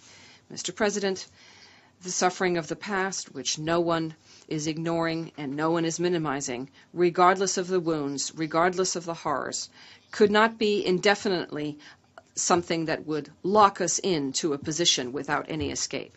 Without forgetting the past, we must emphasize reconciliation and cohesion within our states, peaceful cohabitation and cooperation. History and geography compel us to it. So do survival and lasting and sustainable development. The Democratic Republic of Congo will never abandon to anyone the least square inch of its territory, nor will it give up any part of its sovereignty over its wealth. It is, however, prepared today, as yesterday, to conclude a covenant for peace, stability, and development in the region of the Great Lakes as a whole, and with this in mind, to develop regional cooperation. Others before us have been able to, even knowing the proof and the situation similar to that of ours, they have been able to and been capable of renouncing the imposition of indefinite vengeance. Their prosperity and their current cordial understanding should be a source of inspiration to us all. The peoples of the Great Lakes region in Africa have, like those around the world, a right to peace and prosperity. By reiterating our congratulations and gratitude to you, I beg you thus to have faith, Mr. President, in the unwavering determination of His Excellency Joseph Kabila Kabange, President of the Republic, to work for sustainable peace in the region. Thank you. Thank you very much, Mr. Foreign Minister. I appreciate those last comments and also the importance of your statement. We thank you today. I now give the floor to Her Excellency Ms. Louise Mushikiwabo, Minister for Foreign Affairs and Cooperation of the Republic of Rwanda. Thank you. Thank you very much, Mr. Chairman, Secretary Kerry, Honorable Ministers, Excellencies, distinguished delegates. Let me begin by thanking the United States and you, Secretary Kerry, for convening this most important debate in support of the peace, security, and cooperation framework and for the presidential statement just adopted. Allow me also to thank the Secretary General, Mr. Ban Ki-moon, for his statement, as well as the World Bank's President, Dr. Jim Yong Kim, and Special Envoy for the Great Lakes region of Africa, Mary Robinson, for their valued contributions and statements this morning. Taken together, their extraordinary efforts, exhausting travel schedules, and financial commitments to regional development priorities amply demonstrate their sincere commitment to the peace, security, and cooperation framework that we're discussing this morning. It is a visionary, comprehensive, and inclusive strategy to end decades of conflict and instability in the Eastern Democratic Republic of Congo. I also thank the AU Commissioner, Ramtan Lamamra, for his revealing briefing and regional efforts undertaken by the African Union towards finding peace in the Great Lakes region. I also acknowledge the presence of honorable ministers from countries of our region and from fellow council members. Rwanda warmly welcomes the new Special Envoy of the United States to the Great Lakes region, Russ Feingold, and the new SRSG, as well as the new Force Commander of MONUSCO. I wish to assure all of you, as a team, of Rwanda's total collaboration for our common pursuit of peace for our region. Mr. President, while Rwanda is very pleased to support the presidential statement, we nonetheless would have loved to see efforts of the region included in the statement, particularly in support of the Kampala peace talks established under the auspices of the International Conference of the Great Lakes region. Indeed, we would like the United Nations Special Envoy Mary Robinson to play an active role in seeing through the Kampala talks without any further delay so that we can move quickly to pacifying the Kivu region. Her engagement would be a welcome and helpful contribution to moving forward. We have gathered today, Mr. President, out of a shared determination to make peace in the Great Lakes region a lasting reality. Having endured devastating conflict within our own borders nearly 2 decades ago, the people of Rwanda have worked tirelessly to rebuild a peaceful and thriving nation, but we're also very aware that our destiny is inextricably tied to that of our neighbors. Let me put it in the clearest possible terms. In order to secure long-term peace and prosperity for Rwanda into the future, we need a peaceful and prosperous Democratic Republic of the Congo. And as long as conditions persist that allow more than 30 rebel groups to roam in eastern DRC with impunity, or as long as men and boys who see nothing in their future beyond crime, violence, and conflict, such a transformation will remain beyond reach.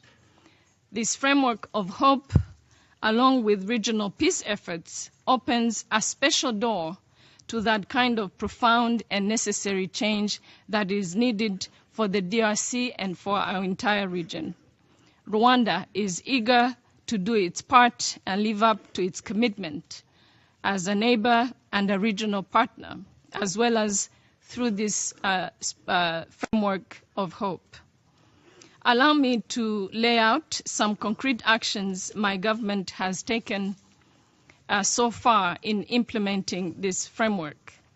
We have disarmed, interned, and relocated away from the DRC border more than 600 M23 combatants who crossed into Rwanda as a result of infighting in March 2013.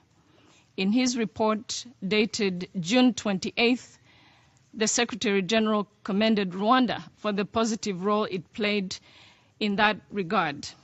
We have asked the United Nations to take responsibility for these combatants, and it is important to note that Rwanda cannot bear this burden alone. We invite the international community to devise and implement a long-term solution for this group of former combatants. Rwanda has also worked with the United Nations to accommodate roughly 70,000 Congolese nationals who have sought refuge in Rwanda for more than 13 years now, and to take the necessary steps to ensure their safe return home as soon as possible. In addition, as the Secretary General mentioned in his report on the implementation of the PSC framework, the government of Rwanda reported the presence of several high-ranking M23 members who crossed the border from the Democratic Republic of Congo seeking refuge in Rwanda, including UN-sanctioned individuals. When M23 leader General Bosco Ntaganda surrendered to the U.S. Embassy in Kigali on March 18th, earlier this year, Rwandan authorities offered facilitation for his transfer to The Hague through the U.S. and Dutch embassies in Kigali. We can all agree that the economic component of the framework must be implemented alongside its political and security aspects. And to that end, Rwanda is working to boost regional cooperation through enhanced economic integration and close collaboration in cross-border trade with the DRC and our other neighbors in the Great Lakes region. Just last month, Rwanda mining authorities seized 8.4 metric tons of smuggled minerals and are in the process of returning them to the DRC authorities, and as that has been the practice in the past. We are also exploring several other opportunities for economic cooperation, including a strategic bilateral project with the Democratic Republic of Congo on our shared Lake Kivu. Finally, Rwanda supported and has been facilitating the deployment of the Intervention Brigade, and we did so because we believe that it could help pacify the region and serve as a strong deterrent against the multiple armed groups in the eastern DRC, therefore allowing MONUSCO to carry out its protection of civilians responsibility and critically create the space necessary to implement the peace and security framework, as well as facilitate other regional peace efforts. Mr. President, as a Special Envoy Mary Robinson has stressed in the past, this framework is a shared endeavor, and its success depends very much on each party living up to their respective commitments. And I take the opportunity of this meeting in this chamber this morning to reiterate Rwanda's commitment to this framework. We are one of the 11 countries who make up the expanded joint verification mechanism by which developments in conflict-affected areas are examined thoroughly and with transparency and accountability. We therefore urge the Security Council to attach value to the work of the expanded joint verification mechanism and for their findings to inform the decisions we reach and resolutions we agree to. On the recent FDLR FARDC collusion. Rwanda remains seriously concerned. The Security Council has received a letter referenced document S/2013/402 from my government with details, so I will not repeat the specifics here today, simply to say that it is a concern that needs to be addressed. While Rwanda views any alliance between the FDLR and the FARDC as a threat to regional security, however, we will not allow these disturbing developments to derail our commitment to this peace, as we have done in the past. Mr. President, I cannot stress enough Rwanda's goodwill and ongoing support for the peace, security, and cooperation framework. We believe it offers a realistic path to lasting peace and security for the people of the Democratic Republic of Congo and the Great Lakes region at large. But we must not veer off course, and we must understand that this vision is only achievable alongside regional peace initiatives, as well as genuine political will on the part of all affected states. Further, the international peacekeeping force in the DRC is forging uncharted territory with the deployment of an intervention brigade as well as unmanned aerial vehicles. UN peacekeepers must take great care to respect all relevant international laws and adhere strictly to their mandate. Since the consequences of instability in the Eastern Democratic Republic of Congo fall so heavily on Rwanda, as it has been the case in almost the last 20 years, we are eager to take full advantage of this historic opportunity for peace and security, and despite the serious risks I have outlined this morning, we can see early signs of progress that are not mistakable. A plan, Mr. President, without action is just words. And when it comes to the Eastern DRC, there have been enough words. There has been enough speeches and report writing. And there has been more than enough grandstanding, especially by unaccountable actors who seek profit and publicity from the region's misery. It is time for such forces to move aside and allow the framework of hope to move forward. This is the time for accountable parties to stand up and step forward, and now is the time for action. I thank you for listening to me. Well, thank you very much, Madam Minister. We appreciate your comments, and I look forward to my meetings on the side of this gathering with both you as well as with your counterpart from the DRC. So thank you for your statement. I give the floor now to His Excellency Mr. Jean Asselborn, Deputy Prime Minister and Minister for Foreign Affairs of Luxembourg. Merci. Thank you, Mr. President. Luxembourg welcomes the initiative taken by the United States to convene this high-level debate of the Security Council on the situation in the Democratic Republic of Congo and the Great Lakes region. This debate is particularly timely, and your presence, Mr. Secretary of State, gives it special significance. I'd like to thank the Secretary General of the United Nations, His Special Envoy Mary Robinson, the President of the World Bank, Mr. Kim, the Commissioner for Peace and Security in the African Union, Mr. Lamambra, as well as the Ministers of Foreign Affairs of the DRC and Uganda for their statements, and, above all, for their frank commitment to peace, security, and cooperation in the region.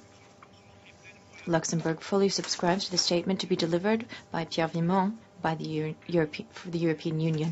Mr. President, the DRC and the Great Lakes region have for too long been ravaged by conflict. Millions of people have died, as the Minister of Foreign Affairs of Congo stated.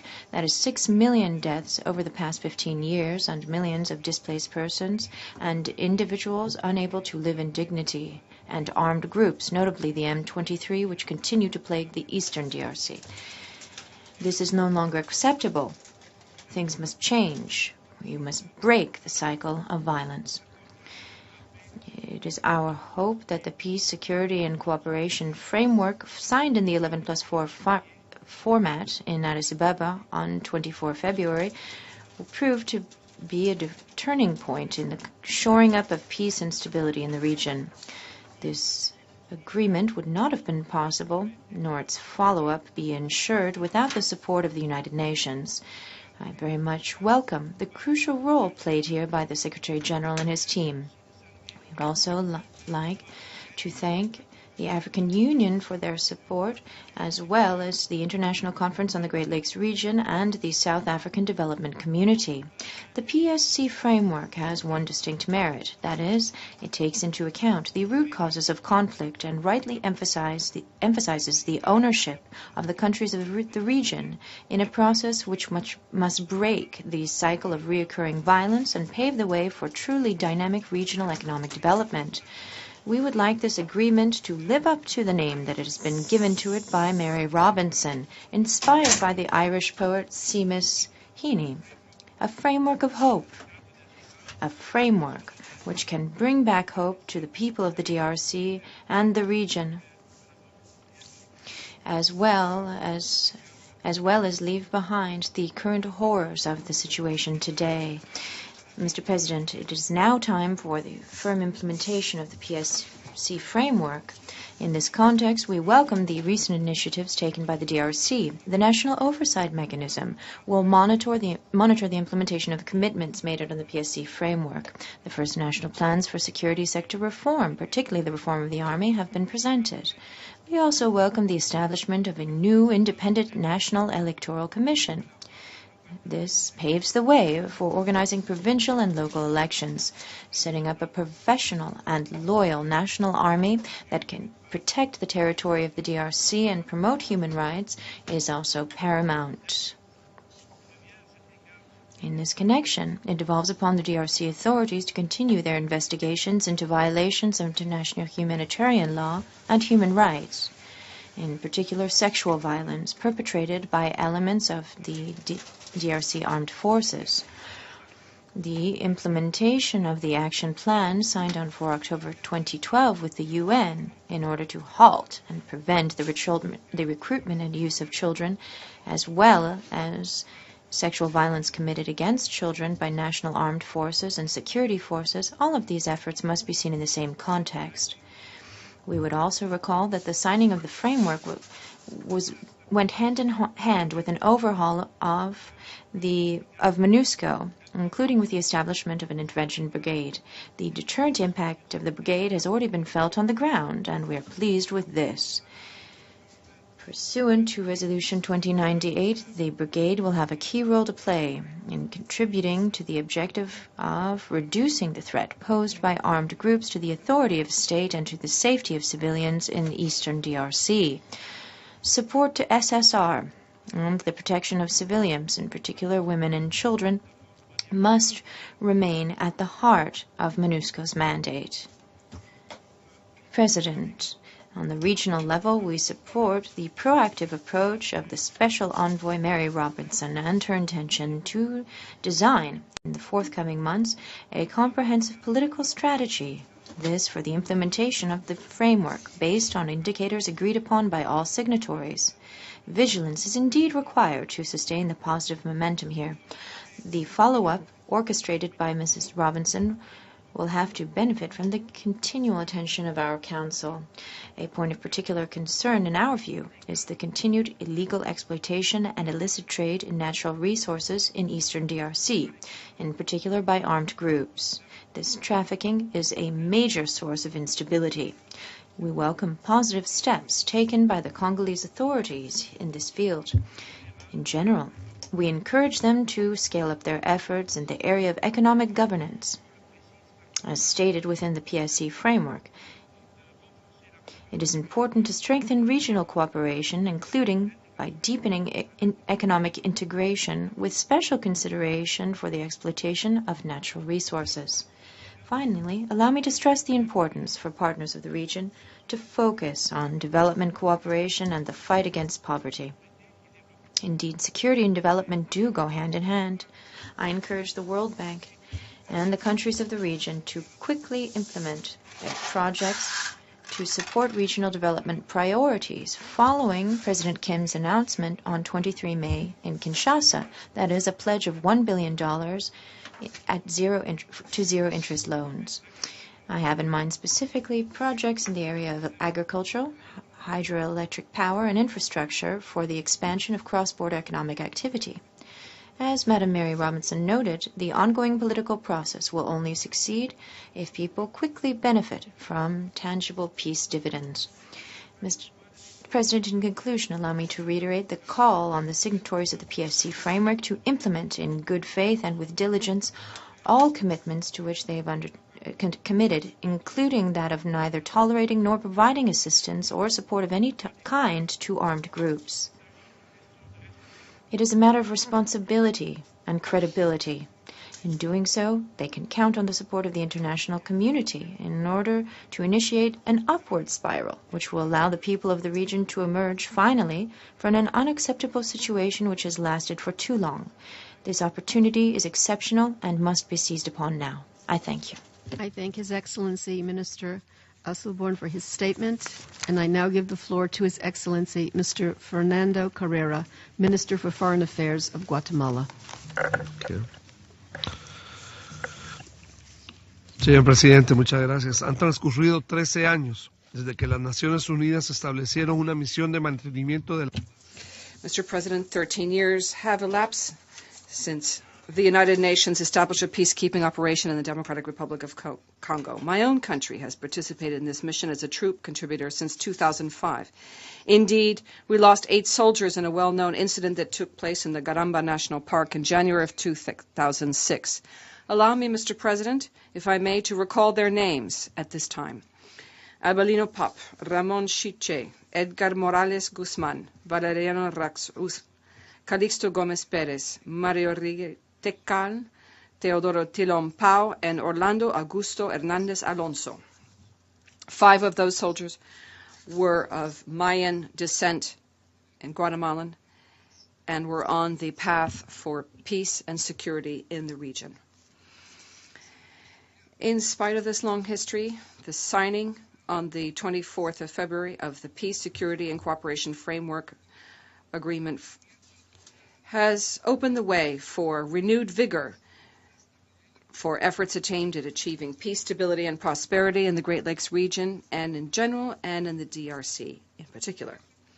It is for this reason that we find today's debate timely and relevant, and for this we thank your delegation, United States, and Secretary Kerry for having proposed it and for having circulated a concept note on the matter. We also appreciate your gesture, Secretary Kerry, of personally presiding our meeting.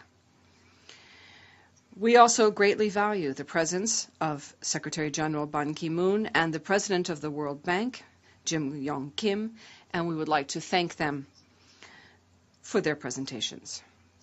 We also appreciate the presentations of Madam Mary Robinson, the Special Envoy, and the head of the Peace and Security Commission of the African Union. Mr. President, the report presented by the Secretary General, which serves as a background document to this meeting, refers to the relatively encouraging expectations of today that the protracted crisis in the DRC, and especially in the eastern part of the country, can be resolved in the broader context that shapes the future of the Great Lakes region.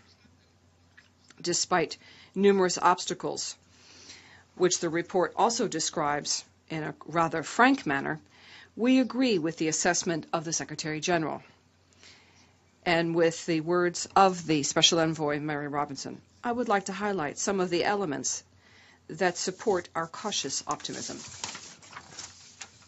First, although the framework involves commitments both for the government of the DRC and for other countries in the region, as well as for the international community, it is clear that primary responsibility falls squarely on the Democratic Republic of Congo's government, as well it should.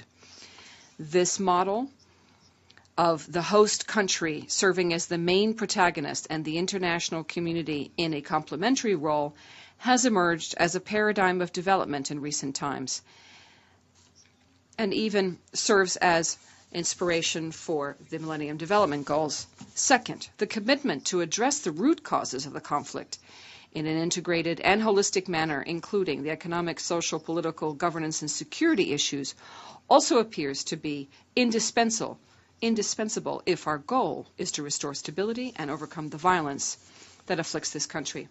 Third, it is comforting to note the presence of 11 countries and 4 multilateral institutions involved in the Framework Agreement on Peace, Security, and Cooperation.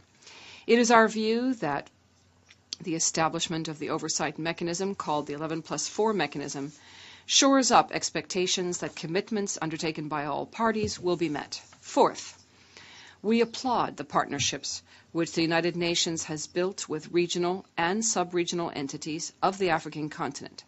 In this specific case, with the African Union, the International Conference of the Great Lakes, the South African Development Community. We view the synchronized and cooperative work of these multilateral entities, each in its own specific purview, as something of special importance. Fifth, and along the same lines, we applaud the joint initiative of the Secretary General of the United Nations and the President of the World Bank to undertake a joint mission to the region of the Great Lakes and to appear jointly before us. It is difficult to conceive of progress economically and socially without involving multilateral financial institutions.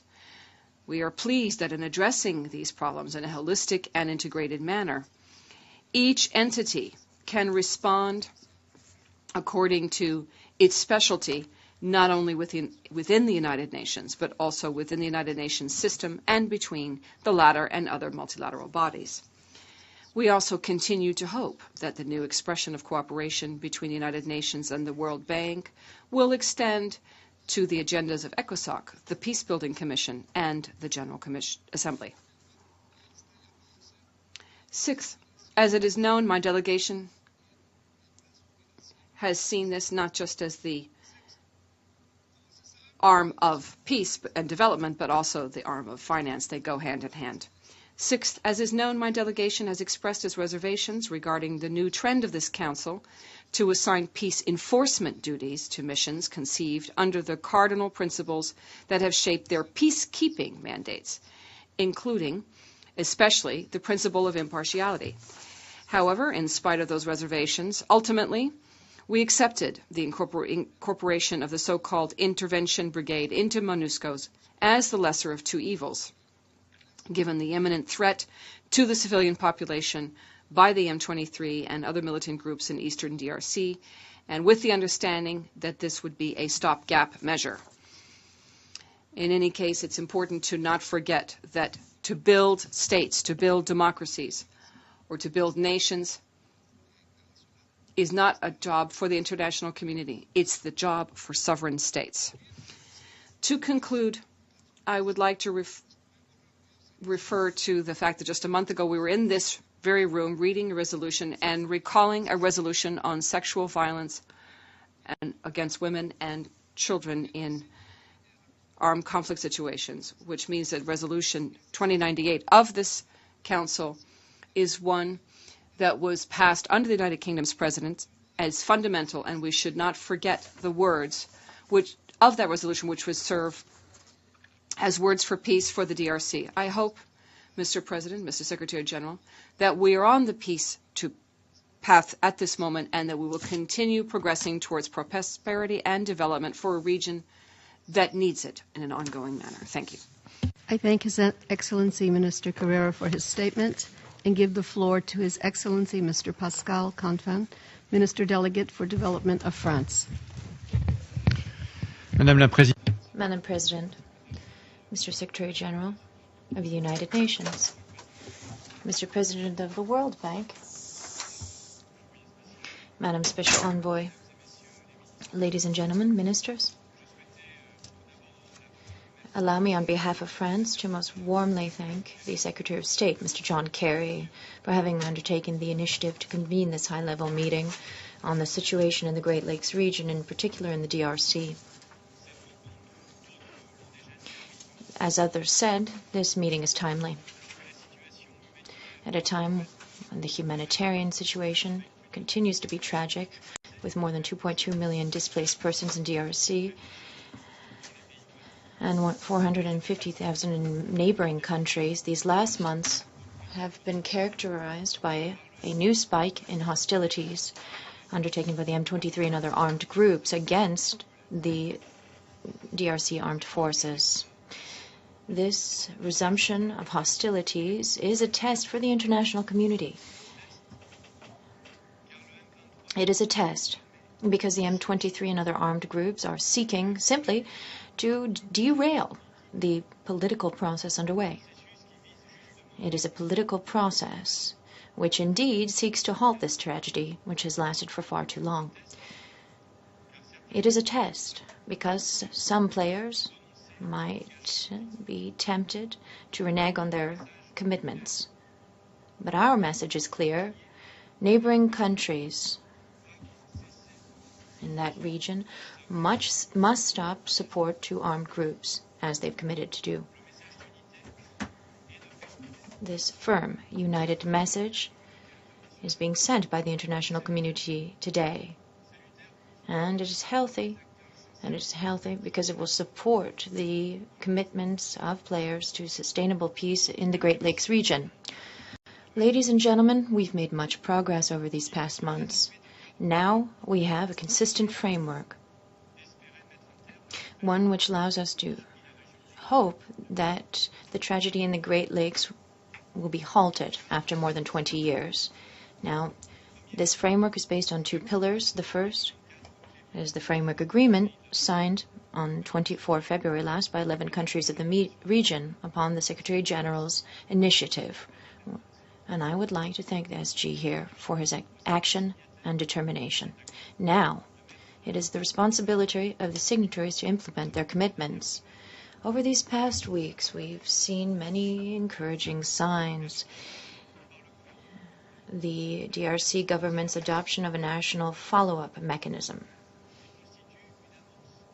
This is a step forward towards crucial reforms of the Congolese police and army. Now, full-scale measures must be undertaken as swiftly as possible. It is also important for the Congolese army to act in an exemplary manner on the ground, and that the atrocities committed by the army, which are not excusable, be effectively and severely punished by the justice system of the country. Now, on a regional level, a first meeting of the regional follow-up mechanism on 26 May, on the margins of the African Union Summit, brought together the majority of heads of states of the region. This mechanism, first and foremost, must guarantee that the sovereignty and territorial integrity of all states of the region be upheld, beginning with that of the DRC. But also, it must guarantee that their security not be threatened. The actions of Madam Mary Robinson, Special Envoy of the SG for the Great Lakes region, will be most crucial for the assessment and follow-up to national and regional efforts in the implementation of commitments or obligations. Madam President, rest assured of the firm support of France, which remains at your side. The second pillar of this new climate is Resolution 2098 of the Security Council, adopted unanimously on 28 March last. The heart of MONUSCO's mandate has not changed. It remains the protection of civilians. However, so as to further this objective, in an hitherto unseen manner, the resolution authorizes the deployment of an intervention brigade, which has the mandate of neutralizing armed groups who engage in violence and threaten civilians. Now, France would like this brigade to become operational as quickly as possible. Another essential point of 2098 is the matter of sexual violence. Sexual violence continues to be a weapon of war and used in a broad-spread manner, and usually with all impunity. Here we welcome the initiative of Madam Mary Robinson to organize with the ICGLR a specific conference on the role of women in the process of the framework agreement implementation. And we welcome the fact that in this we deplore the fact that the heart of women in this region is often a field of war for men, and we do agree that this is a stain on our conscience. Ladies and gentlemen, allow me to touch on the matter of development before concluding. As Madam Mary Robinson noted, it is time now to plan for peace dividends for the whole region. I welcome the personal commitment of President Kim in resolving this crisis, as well as the recent World Bank pledge for the implementation of the DRC's commitments undertaken during the signing of the framework agreement. France and the EU will also contribute to the development of the region. The relaunching of the economies of the region will also mean transparency in the exploitation of natural resources. Lacking transparency in mining resources must cede its place to transparency. And as you know, upon the UK initiative and with France's full support, the countries of the G8 adopted in the beginning of the month an action plan for transparency in the for extractive industries. Moreover, we do intend to fully politically and technically support the DRC's efforts to establish a certification mechanism for mining minerals in the region. All of these tools will allow us to combat bad practices, as well as to increase the benefits gleaned from mining resources for people in the region. Ladies and gentlemen, at a time where the M23 conducts attacks on Goma, it is important today to spare no effort so as to defeat those who would challenge peace and relaunch the political dynamism stemming from the framework agreement, so as to allow for lasting peace. The time has come for all players in the region to cooperate in the face of violence and looting. It is only if this happens that the framework agreement can pave the way for an improvement in the security situation and the lives of people in the Great Lakes region. On behalf of the millions of people who have engulfed the region in sadness over many years, today we have an obligation to succeed. Thank you, Madam. Mr. Delegate Confin for his statement. I now give the floor to His Excellency Mr. Kofi Essau, Minister, Senior Advisor to the President of the Republic for Diplomatic Matters and Cooperation of Togo.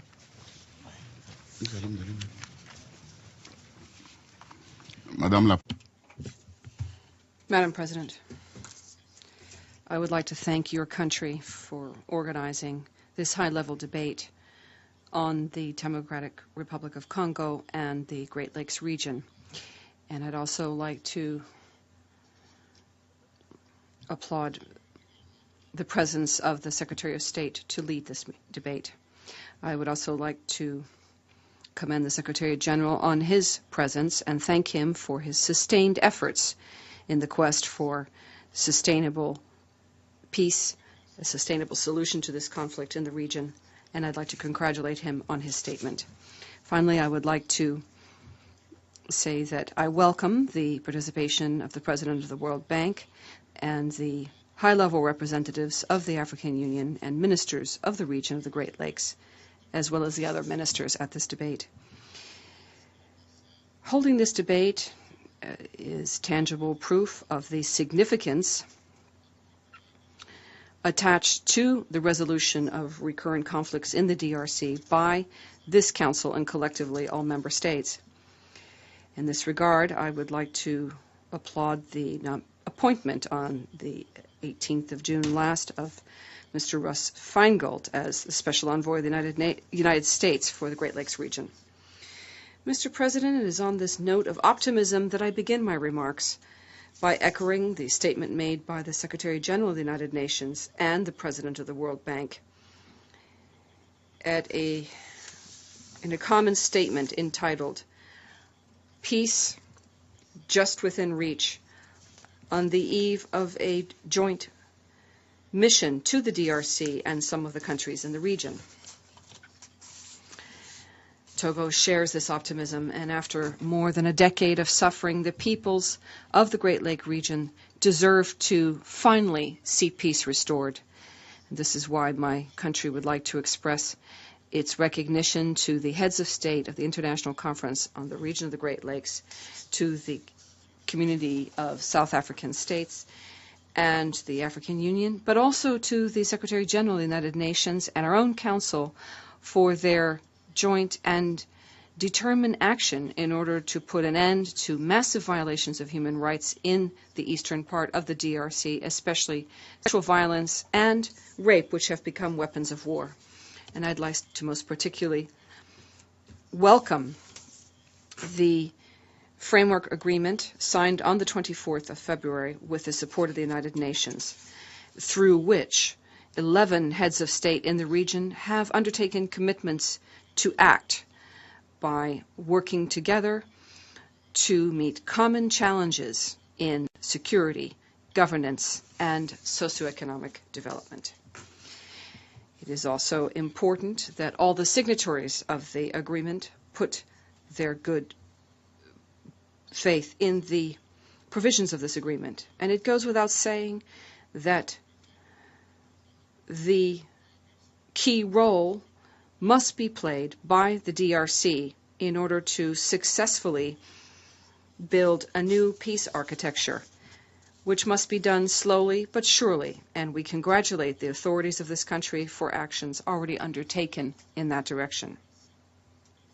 However, the efforts must be continued, especially in the area of security sector reform, protection of civilians, especially women and children, by arresting offenders and those who order crimes to be committed, regardless of who they are, and thereby put an end to the reign of impunity.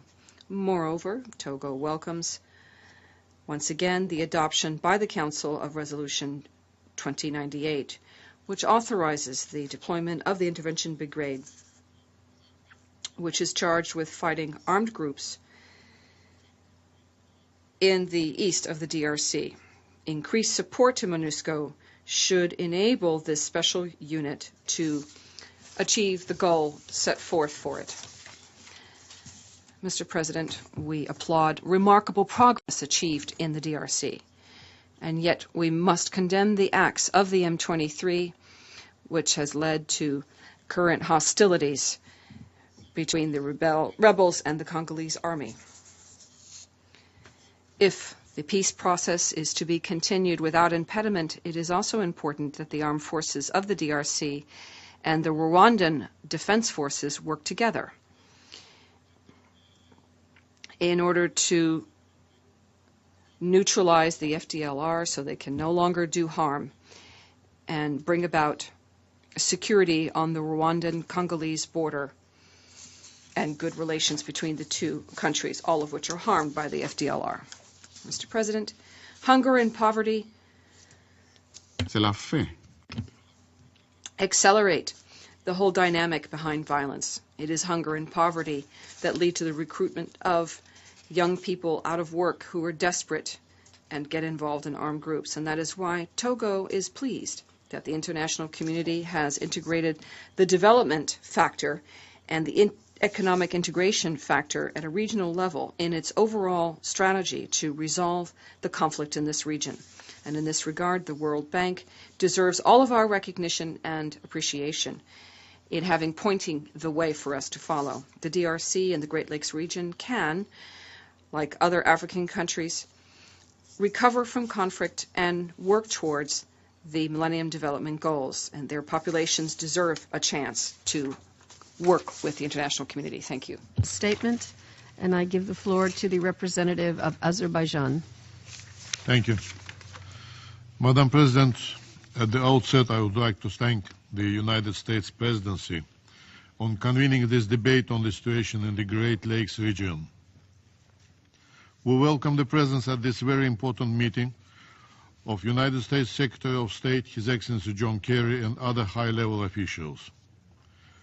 We are also grateful to the Secretary General Ban Ki-moon, World Bank President Jim Yong Kim, Special Envoy Mary Robinson, EU Commissioner Ramante Lamamra, and Ministers for Foreign Affairs of the Democratic Republic of the Congo and Uganda for their statements. Today's meeting is being held against the background of renewed hostilities initiated by the M23 movement in Eastern DRC.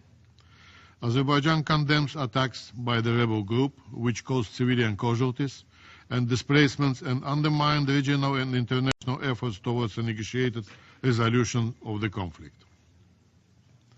Indeed, the situation in Eastern DRC, particularly destabilizing activities of the armed groups, grave human rights violations and abuses in conflict-affected areas, and the humanitarian impact of the crisis represent the most significant challenges. Concerns about the increasingly difficult political environment and security situation in the country require redoubled efforts at the national and international levels.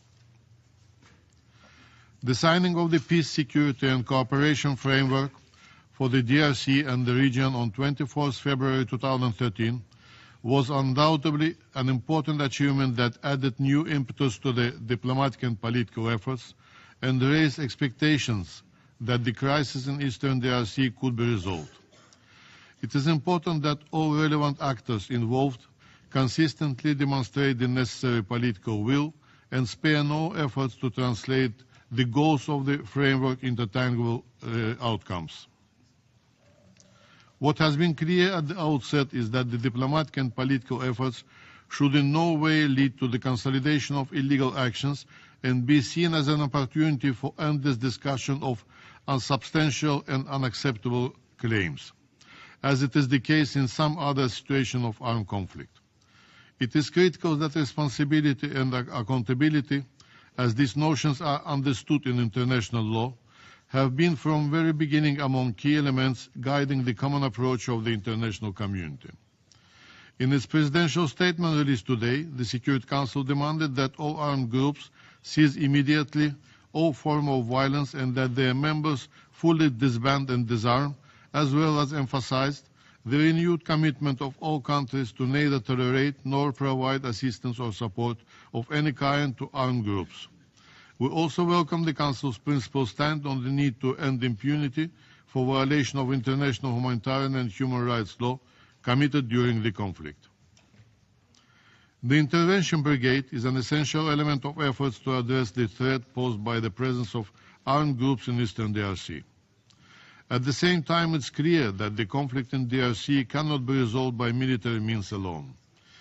Being complementary to the political process, the impact of the Intervention Brigade will be effectively only if the national and regional commitments under the PSC framework are properly and timely implemented.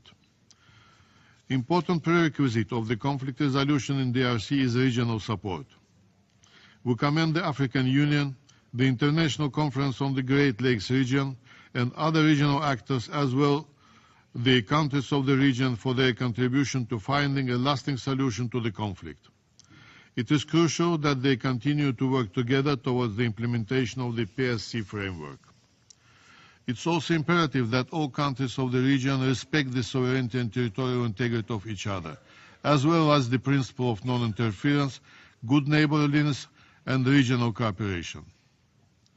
We welcome the initial steps taken by the government of DRC to fulfill its commitments under the PSC framework, including those aimed at ending impunity for serious human rights violations and abuses and moving forward on the security sector reform. These efforts will undoubtedly contribute to strengthening the population's confidence in the state's institutions and help lay a solid foundation for the development of the country.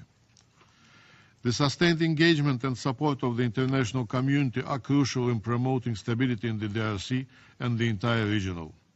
We commend the personal efforts of the Secretary General Ban Ki-moon and his Special Envoy Mary Robinson. The joint visit of the Secretary General and the President of the World Bank Group and the announcement of a development package of $1 billion by the World Bank added the potential for a significant incentives in moving the peace agenda and prospects of enhanced regional integration forward. Greater coordination among donors is essential to ensure that assistance supports national and regional efforts to address the root causes of the conflict. Azerbaijan also commends the contribution of MONUSCO and the troop contributing countries to maintaining peace, security and stability in the DRC and strongly condemns all attacks against peacekeepers. In conclusion, Madam President, I would like once again to thank you for convening this important debate, which provided a useful opportunity to reiterate the international community's sustained engagement on the Great Lakes issue and its strong support to the Framework Initiative. I thank you. I thank the representative of Azerbaijan for his statement and give the floor to the representative of China. Thank you, Madam President. Madam President, China appreciates the U.S. initiative to convene this open debate on the situation in the Great Lakes region. We welcome Secretary of State Kerry to preside over today's meeting. I thank Secretary General Ban Ki-moon, President Jim Yong Kim, and Special Envoy Robinson for their briefings. I have listened attentively to the statements by AU and the regional countries. The Great Lakes region is situated at the center of the African continent and is endowed with natural resources, long history, and rich cultures. It holds unique development potentials and advantages. However, due to factors such as instability in the regional security situation, the protracted disputes and conflicts, security and development in the Great Lakes region have encountered constraints and difficulties. It is encouraging that in last February, thanks to the joint efforts of regional countries, in particular Secretary General Ban Ki-moon's initiative, the countries in the Great Lakes region signed the Peace, Security and Cooperation Framework for the DRC and the region, marking an important step by regional countries in resolving disputes by themselves and achieving regional peace and development through cooperation. Peace and development in the Great Lakes region is presented with an important opportunity. China highly appreciates the efforts of countries in the Great Lakes region in implementing the framework agreement. We hope all parties will proceed from a common and long-term interests of safeguarding regional peace and development, show determination, garner consensus, implement their commitments in good faith, resolve once for all their regional disputes and conflicts, and embark at an early date on the path of lasting peace and sustainable development. To this end, I would like to highlight the following 4 points. First, it is crucial to keep up with the positive momentum of fully implementing the framework agreement. The urgent task now is full cessation of hostilities and restoring stability in eastern DRC. Armed groups should voice their grievances through dialogues and negotiations and conclude agreements with DRC government on ending violence so as to create conditions for easing humanitarian situation in eastern DRC. Second, the support of DRC government in strengthening capacity building in providing security should be the focus of the framework agreement implementation. China welcomes the setting up of national oversight mechanism by DRC government to implement the framework agreement. DRC armed forces should assume primary responsibility for safeguarding national security and protecting civilians. The intervention brigade of MONUSCO should assist and support DRC armed forces in responding to threats from armed groups within the mandate of the Security Council. Third, cooperation through dialogue and rebuilding of mutual trust among countries in the Great Lakes region is vital for restoring peace and stability in the region and achieving common development. We hope the regional countries will based on mutual respect for sovereignty and territorial integrity through 11+4 oversight mechanism of the Framework Agreement, the International Conference of the Great Lakes Region, Joint Verification Mechanism, strengthen communication and cooperation, participate actively in drafting regional benchmarks of the Framework Agreement, and commit themselves to peace and development in the region. Fourth, the international community should scale up its support and assistance and contribute positively to the long-term peace and stability in the Great Lakes region.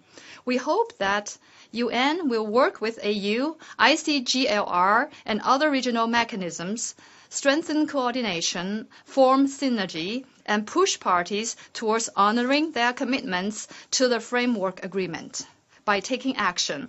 We also hope that the $1 billion pledge of the World Bank to the Great Lakes region will be quickly disbursed to support the regional countries in developing national economies, improving people's livelihoods, and achieving lasting peace. Madam President, as stated by China's President Xi Jinping during his recent visit to Africa last March, China is confident that the difficulties and ups and downs some regions of Africa are experiencing will by no means stop the steady advances of the continent towards peace, development, and progress. China remains Africa's all-weather friend and partner. We will be steadfast in supporting the African states in their efforts to safeguard sovereignty and resolve the African issues by themselves. I would like to reiterate here that we have all along been actively supporting the countries in the Great Lakes region in advancing peace. For many years, China has been participating in the UN peacekeeping mission in DRC and has made unremitting efforts towards maintaining security and stability in the country. We are ready to work with the regional countries and the international community in contributing positively to freeing the people of the Great Lakes region from sufferings inflicted by wars and conflicts and to achieving peace, stability, and development at an early date. Thank you, Madam President. I thank the representative of China for his statement, and I give the floor to the representative of Pakistan. Madam President, we thank Secretary of State John Kerry for presiding over the special session of the Council. The United States initiative gives a fresh impetus to the quest for peace and security in the DRC and its neighborhood. Today's debate brought together the Secretary General, President of the World Bank, Special Envoy Mary Robinson, and leaders from the region. This is synergy in action. We pay special tribute to the Secretary General, who, despite heavy odds and some setbacks, assembled leaders of 11 countries and 4 guarantors, the United Nations, African Union, ICGLR, and SADC, for the common cause of peace and stability in the Great Lakes region. This is a big picture approach. The big picture requires that countries in the region must build a strong nexus between peace and development. There can be no development without peace in the region. Regional economic integration should replace the toxic legacy of pogroms and reign of terror imposed by militias and armed groups. The PSC framework holds the promise to deliver peace. Special Envoy Mary Robinson has testified that some progress is being made. We should maintain the momentum generated by positive developments. Madam President, the big picture dictates that killings must end. Violations of international human and humanitarian law, such as executions, sexual violence, and forced recruitments, must cease. Impunity should not be condoned. Perpetrators should be made accountable. The Intervention Brigade under MONUSCO is being deployed. It must succeed.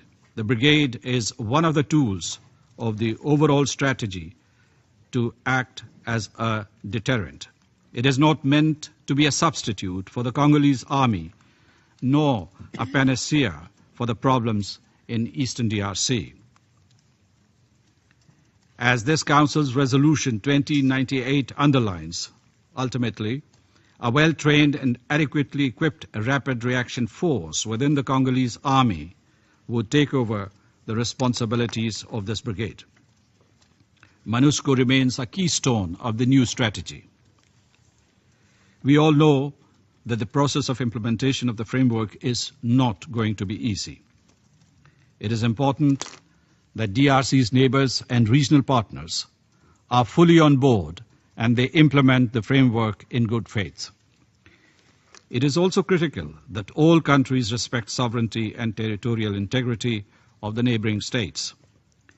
Credible and verifiable measures should be taken to disarm, disband, and demobilize groups that defy the writ of the state.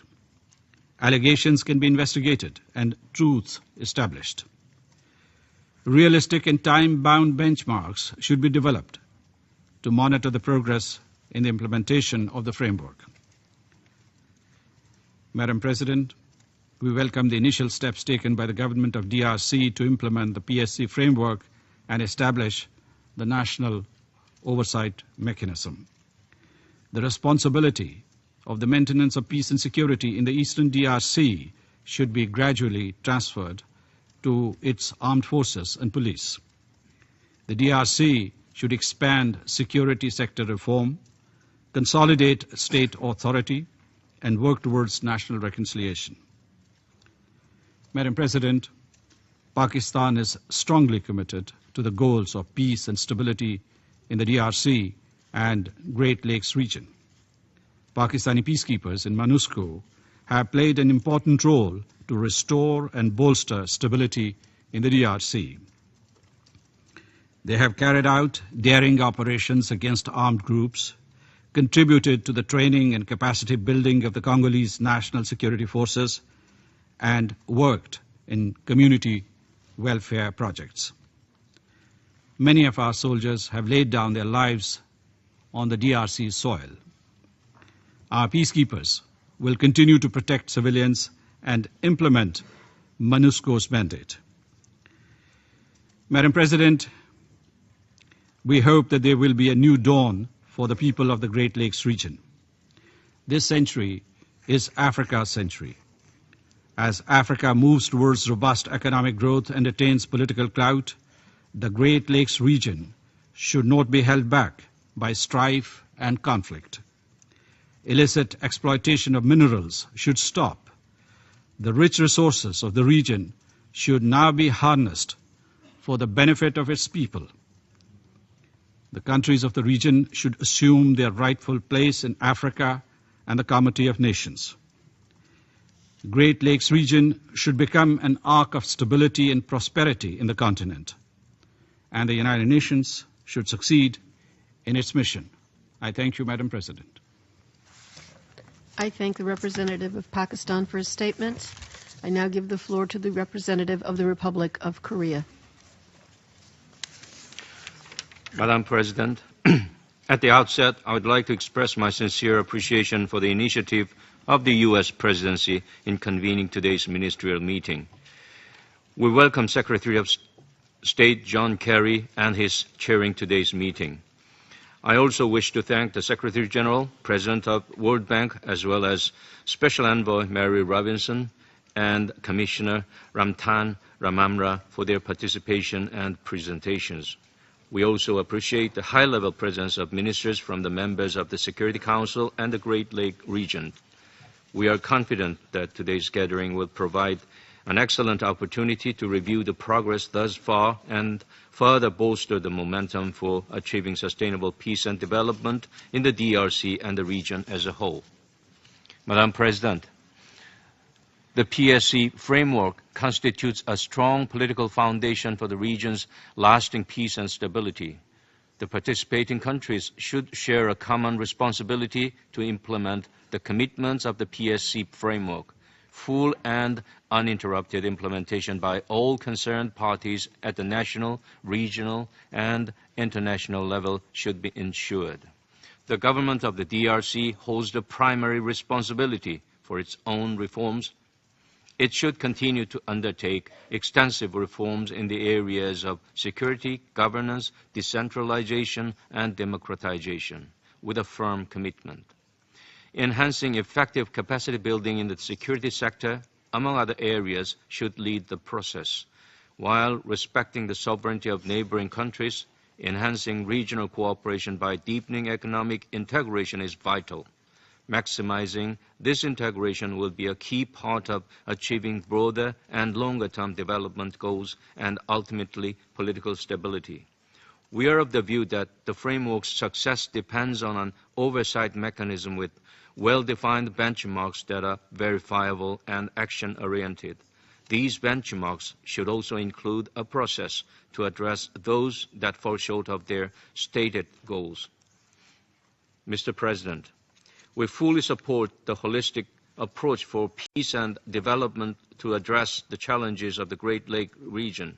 In this regard, it was highly commendable that Secretary General Ban Ki-moon and the Special Envoy of the Secretary General to the Great Lakes region, Mary Robinson, visited the region together with World Bank President Jim Yong Kim.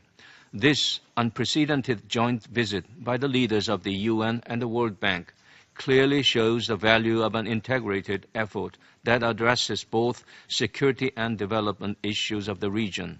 In order for this partnership to bear fruit, close cooperation and coordination between the two bodies should be further refined and strengthened. We hope that this partnership can continue and expand to our other areas as well. Mr. President, one of the important policy goals of my government is a concurrent realization of peace, security, and economic and social development, not only at the national, but also at the regional and global levels. As a part of this policy effort, my government will continue to actively engage in international development cooperation. As the countries of the Great Lakes region pursue security and development, the past development experience of the Republic of Korea could be helpful. The Republic of Korea is the only country that has transformed itself from an LDC country to donor country within just 6 decades. The Semaul Undong or New Village movement can provide a useful model for rural development and poverty eradication in the region. In closing, we believe it is essential to maintain high-level engagement and commitment from the international community. We are confident that the framework, with firm support from the international community, will surely contribute to the political stability and the economic development of the DRC and the Great Lakes region. Thank you. I thank the representative of the Republic of Korea for his statement. I now give the floor to the representative of the United Kingdom of Great Britain and Northern Ireland. Thank you, Mr. President, and I thank the United States for convening this debate and for the personal commitment that Secretary Kerry has shown by chairing it.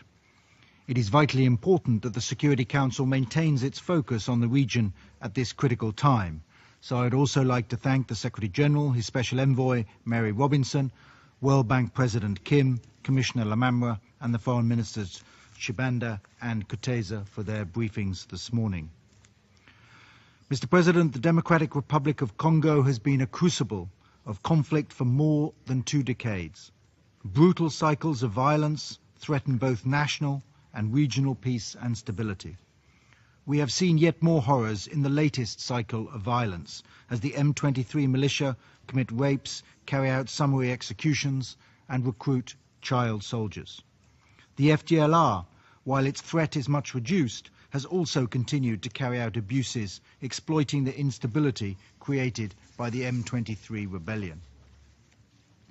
Despite this latest outbreak of violence, we have an opportunity now to begin a new chapter in the troubled region that ends the people's suffering and brings peace to eastern DRC. In February, countries of the region came together and committed to building peace under the Peace, Security and Cooperation Framework. Special Envoy Mary Robinson is supporting their efforts. And Resolution 2098 authorizes MONUSCO to neutralize and disarm all those armed groups that pose the greatest threat to civilians, not least the M23 and the FDLR. Together, these different elements represent a unique opportunity to address the root causes of the conflict in the DRC and to end the cycle of violence once and for all. Mr. President, we must seize this opportunity with determination and vigor. First and foremost, countries in the region must implement their commitments under the framework agreement. The DRC has made a positive start with the development of a national oversight mechanism.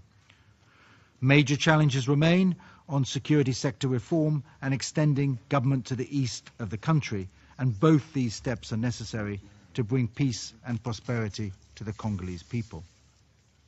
But the wider region must also deliver on its commitments. That means, above all, that all countries show respect for their neighbours' territorial integrity and stop any and all assistance to armed groups. It is a matter of great concern to my government that the latest group of experts report refers to continuing external support for rebel groups in the eastern DRC. The meeting of the signatories at the UN General Assembly in September must produce clear benchmarks to measure progress on all the commitments made in the framework agreement. MONUSCO should play its role in support of national and regional efforts. This Council has given the mission a more robust mandate that will put greater pressure on armed groups. MONUSCO will soon carry out offensive operations informed by the latest military technology, including unmanned aerial systems. This pressure must be accompanied with a demobilization plan that offers combatants an alternative to fighting. MONUSCO is adapting to developments on the ground and demonstrating a flexibility and responsiveness that other UN peacekeeping missions would do well to emulate. The United Kingdom stands ready to support all these efforts. We are already providing training to some of the UN peacekeeping troops that will soon deploy in the DRC. Under our Preventing Sexual Violence initiative, we are assisting with the collection and preservation of forensic evidence to help bring to justice perpetrators of sexual violence crimes. And we are providing support to peace initiatives in Eastern DRC, which are fully integrated with the framework agreement. All donor support should be aligned with the regional and national benchmarks of the framework to establish a basis for mutual accountability. Mr. President, we must stay strong in our pursuit of peace. Gains made are fragile and need unyielding support from within DRC, from the immediate neighbours in the region, and from the international community. We must not squander progress with blame or retribution. Accusations by countries in the region, not backed up by evidence, only undermine our efforts. When this Council adopted Resolution 2098, the representative from the Democratic Republic of Congo said that his country was daring to hope. I can assure him that we are all hoping with him. This Council, the international community, and above all the countries of the region, must dare to do all that they can for the people of the Great Lakes and work together to keep our hopes of peace alive. I thank you. I thank the representative of the United Kingdom of Great Britain and Northern Ireland for his statement. I now give the floor to the representative of the Russian Federation. Thank you, Mr. President. We'd like to thank the U.S. delegation for the initiative of conducting this Security Council debate on such a relevant item. We welcome the participation in today's meeting of a number of high officials. From the very beginning, we've actively supported the good offices of the SG for swift stabilization of the situation in the region of the Great Lakes, which paved the way for the signing on 24 February in Addis Ababa of the Framework Agreement. This initiative made the matter of the region as one of the top priorities of the Security Council and the international community on the whole. We welcome the vigorous efforts of the Special Envoy of the Secretary General of the UN on the region of the Great Lakes, Madam Mary Robinson, for the implementation of her mandate. We continue the outcomes of the joint visit to the region on 22-24 May of the SG of the UN and the President of the World Bank as an important milestone in encouraging the participants to the framework, or the signatories of the framework, to strictly comply with its spirit and letter and carry out their obligations. We welcome the establishment and beginning of work of the regional oversight mechanism with the participation of all signatories of the framework agreement so as to draft oversight indicators for its practical implementation. We also note the decision of the President of the DRC, Joseph Kabila, to establish a national oversight mechanism. We share the conclusion of the report of the Secretary General that the political agreements must be necessarily bolstered by deepening of economic ties between neighboring states. In this context, we welcome the intention of the World Bank to provide $1 billion with a view to the development of the Great Lakes region and establishing cross-border economic ties as well as the well-being of the people. So as to implement these plans, there is a need for a swift and full halt of violence in the region. We decisively condemn the illicit activities of armed groups having resumed hostilities in eastern DRC. The result of the recent escalation of violence was yet more civilian victims, new flows of refugees and IDPs, violations of international humanitarian law and human rights. Such violations are absolutely inadmissible. It is important to conduct careful investigation and bring perpetrators before justice. Any supports to illegal armed groups must be halted. We expect the deployment of a fully operational intervention brigade under Resolution 2098 within MONUSCO. This should assist in achieving a qualitative breakthrough in combating anti-government armed groups and finally establish trust with respect to neighbors so as to make progress in peace. At this difficult stage of regional development, assistance from the UN aimed at achieving sustainable and lasting peace in the DRC and in the region of the Great Lakes in the whole is more relevant than ever. At the same time, let us not forget that primary responsibility for progress in the peace process is borne by the countries of the region. Important assistance here should also be provided by the African Union and sub-regional organizations. We must not lose sight of the crucial need for comprehensive reform of the security sector in Congo, bolstering the national army, which in the final analysis must take on responsibility for the protection of civilians as well as ensuring the territorial integrity of the country. Work must be done so as to eradicate the root causes of the reoccurring conflict, including by instating order in the exploitation of mineral resources. Primary responsibility in these matters also is borne by the Congolese people. For its part, Russia, with other members of the international community, shall continue to provide support to the people and government of the DRC and the states of the region of the Great Lakes so as to resolve the challenges before them. I thank you. I thank the representative of the Russian Federation for his statement. I now give the floor to the representative of Morocco. Monsieur le Président. Mr. President,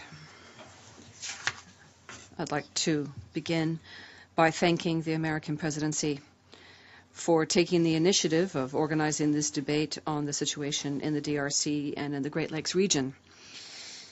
The peoples of the region, and with them the peoples of our continent, attach the greatest importance to this high-level meeting in order to consolidate the peace dynamic which came out of the agreement of 24 February last. I'd also like to thank the Secretary General for his briefing and applaud his personal commitment, as well as that of his Special Envoy, Mary Robinson, who indisputably have contributed to the progress achieved in the last 6 months. And finally, on behalf of Morocco, I'd like to commend Madam Robinson for her unwavering commitment and for her efforts to assist full implementation of the 24th of February agreement.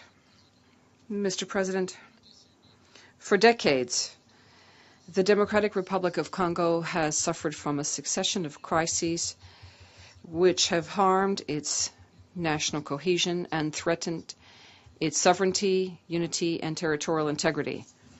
Behind criminal acts committed in the DRC by armed groups, militia, and others working in the East are human tragedies of a humanitarian crisis impacting the lives of millions.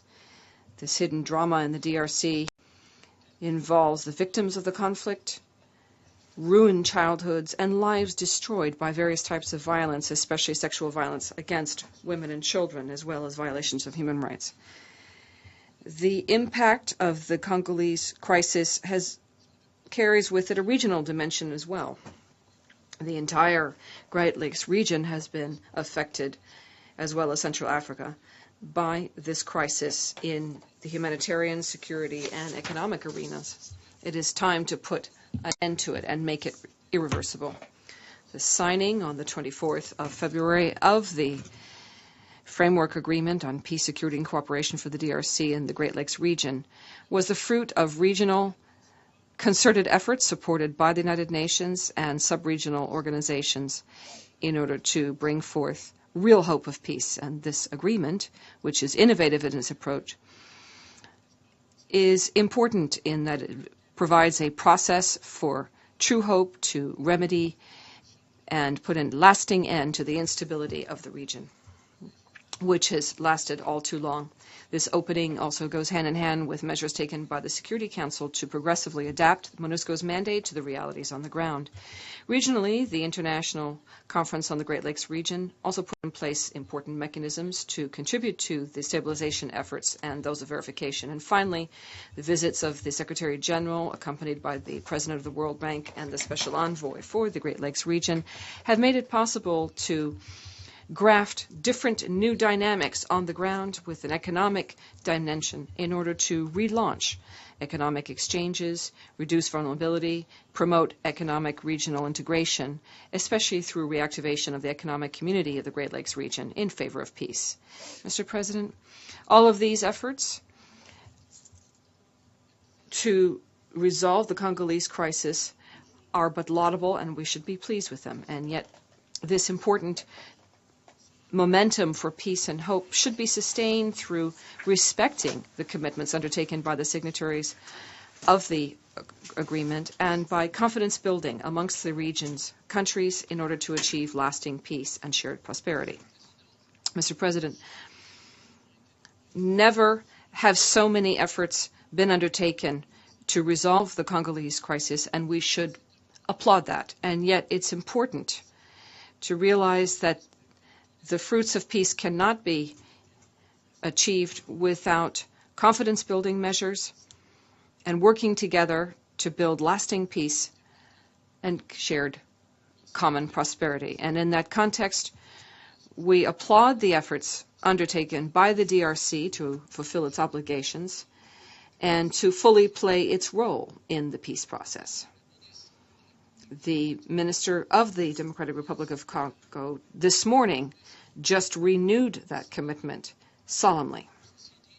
Having said that, the path ahead is still very long, and bilateral partners, as well as the United Nations system, are all called upon to fully support the Democratic Republic of Congo in order to restore its authority throughout its national territory and to be successful with its institutional reforms, national reconciliation, and human development.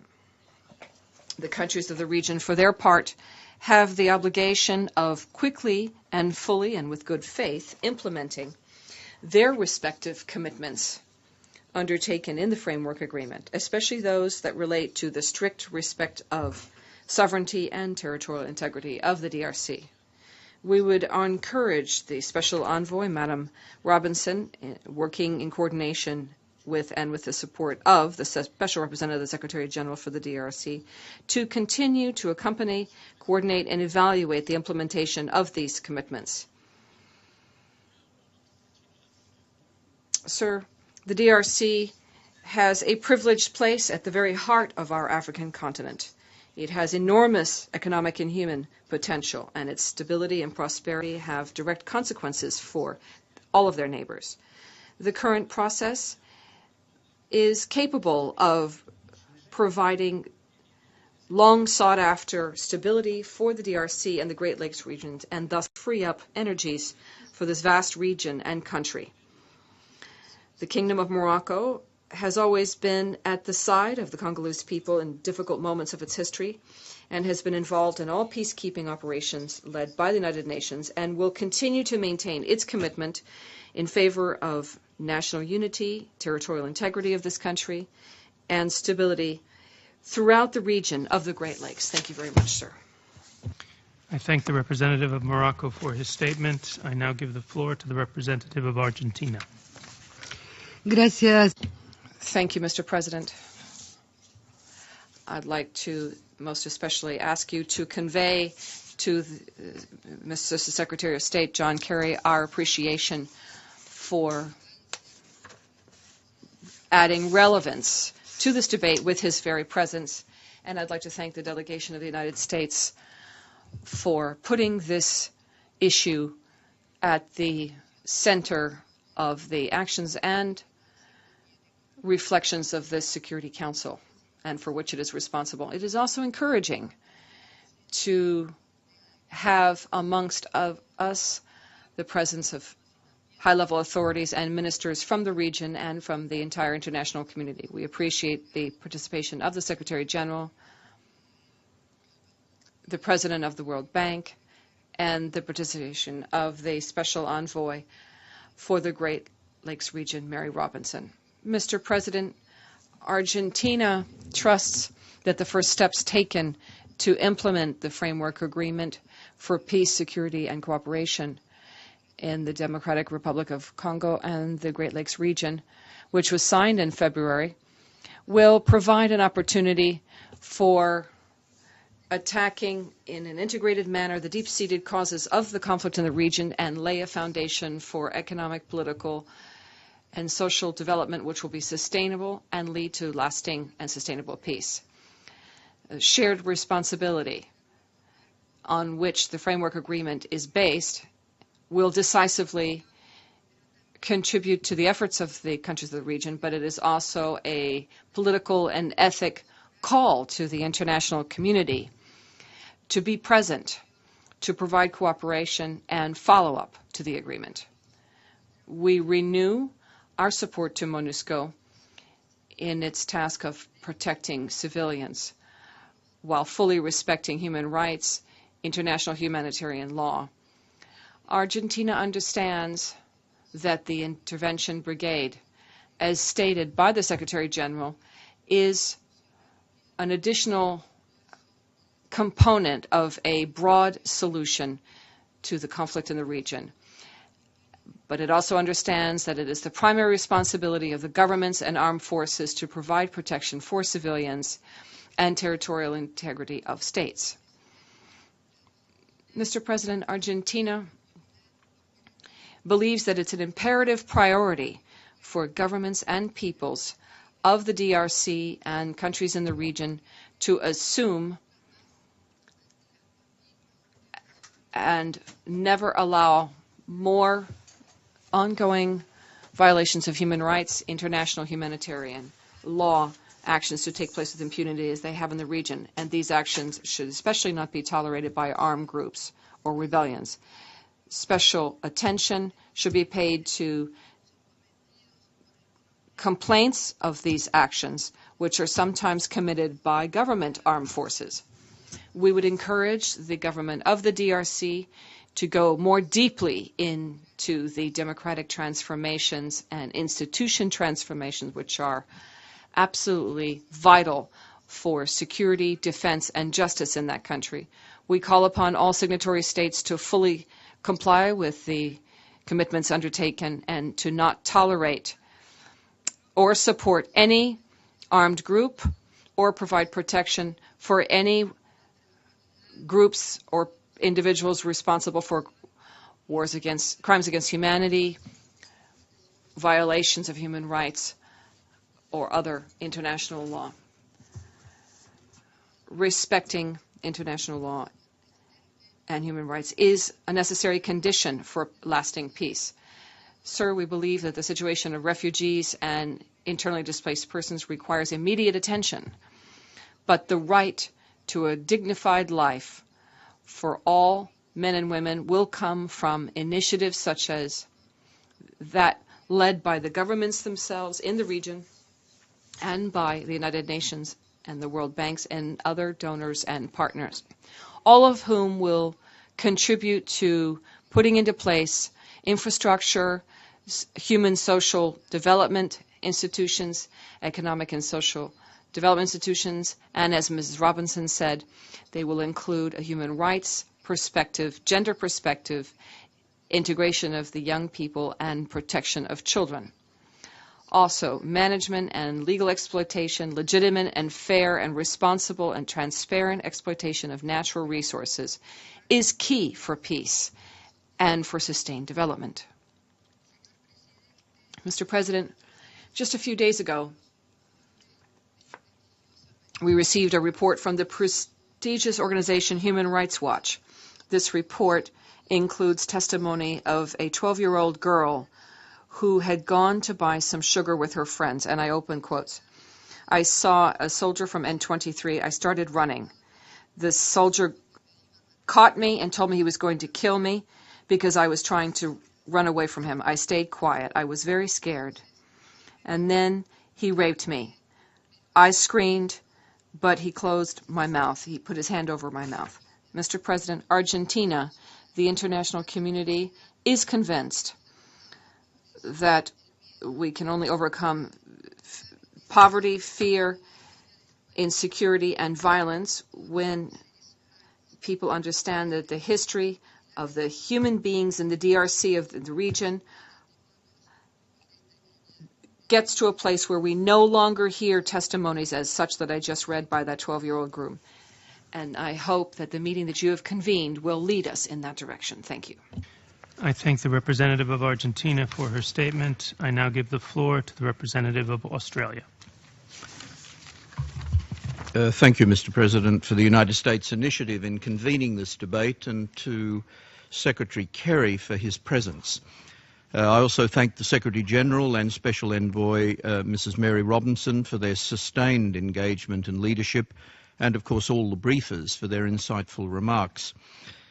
As the attendance of all these people indicates today, we are at a pivotal moment in the search for durable peace and security in Eastern DRC and the Great Lakes.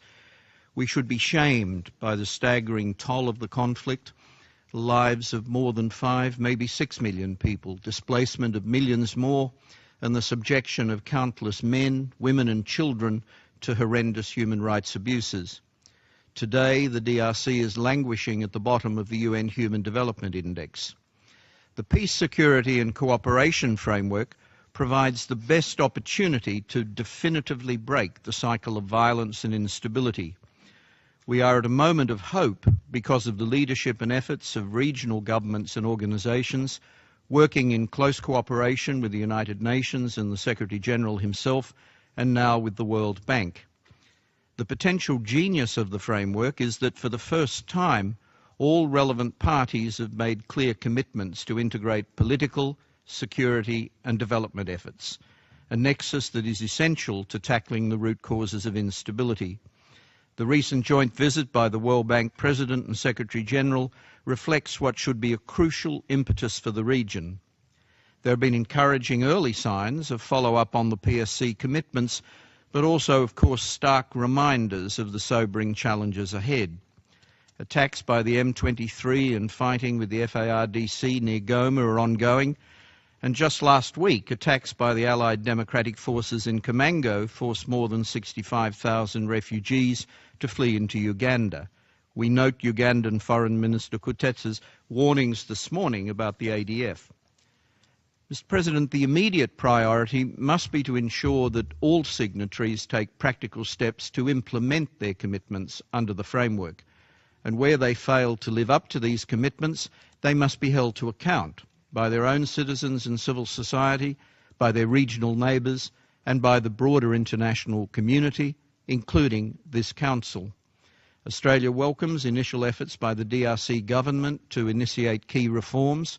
The establishment of the DRC's National Oversight Mechanism is an important step, as was the inaugural meeting of the Regional 11+4 Oversight Mechanism and the establishment of the Technical Support Committee. The implementation of tailored, realistic benchmarks will, however, be fundamental to the success of the PSC. It's imperative that broad agreement is reached on the specific benchmarks and how these will be taken forward by the next meeting of the Regional Oversight Mechanism in New York in September. All signatories, of course, have committed under the framework not to interfere in the affairs of neighbouring countries and to neither tolerate nor provide assistance or support of any kind to armed groups. Any collaboration between the FARDC and the FDLR must cease, as must any support to the M23. There can be no peace as long as such support continues. Turning briefly to some key practical challenges and priorities ahead, persistent reports of grave human rights abuses and widespread sexual violence by armed groups and the FARDC obviously undermine the foundations for any lasting peace. At an event Australia co-hosted this week, we heard firsthand the impact of the use of rape as a tool of war to destroy communities in the DRC. Impunity cannot be tolerated. It is critical that serious action is taken to prevent such atrocities and to investigate and prosecute such crimes. The efforts of the ICC deserve our full support. It is also critical that security sector reforms are intensified. Ultimate responsibility for security, of course, rests with the DRC government. A professional and effective army is central to this. The FARDC's capabilities, discipline and cooperation with the UN mission, including the Intervention Brigade, will be critical to the success of efforts in the Kivus. Disarmament, demobilisation and reintegration must, finally, also be given genuine priority. The unregulated flow of small arms and failure to implement effective reintegration strategies are themselves root causes, root drivers of conflict. Women's participation and leadership in both the SSR and DDR processes is essential to long-term peace. So too is their direct engagement in the implementation of the framework.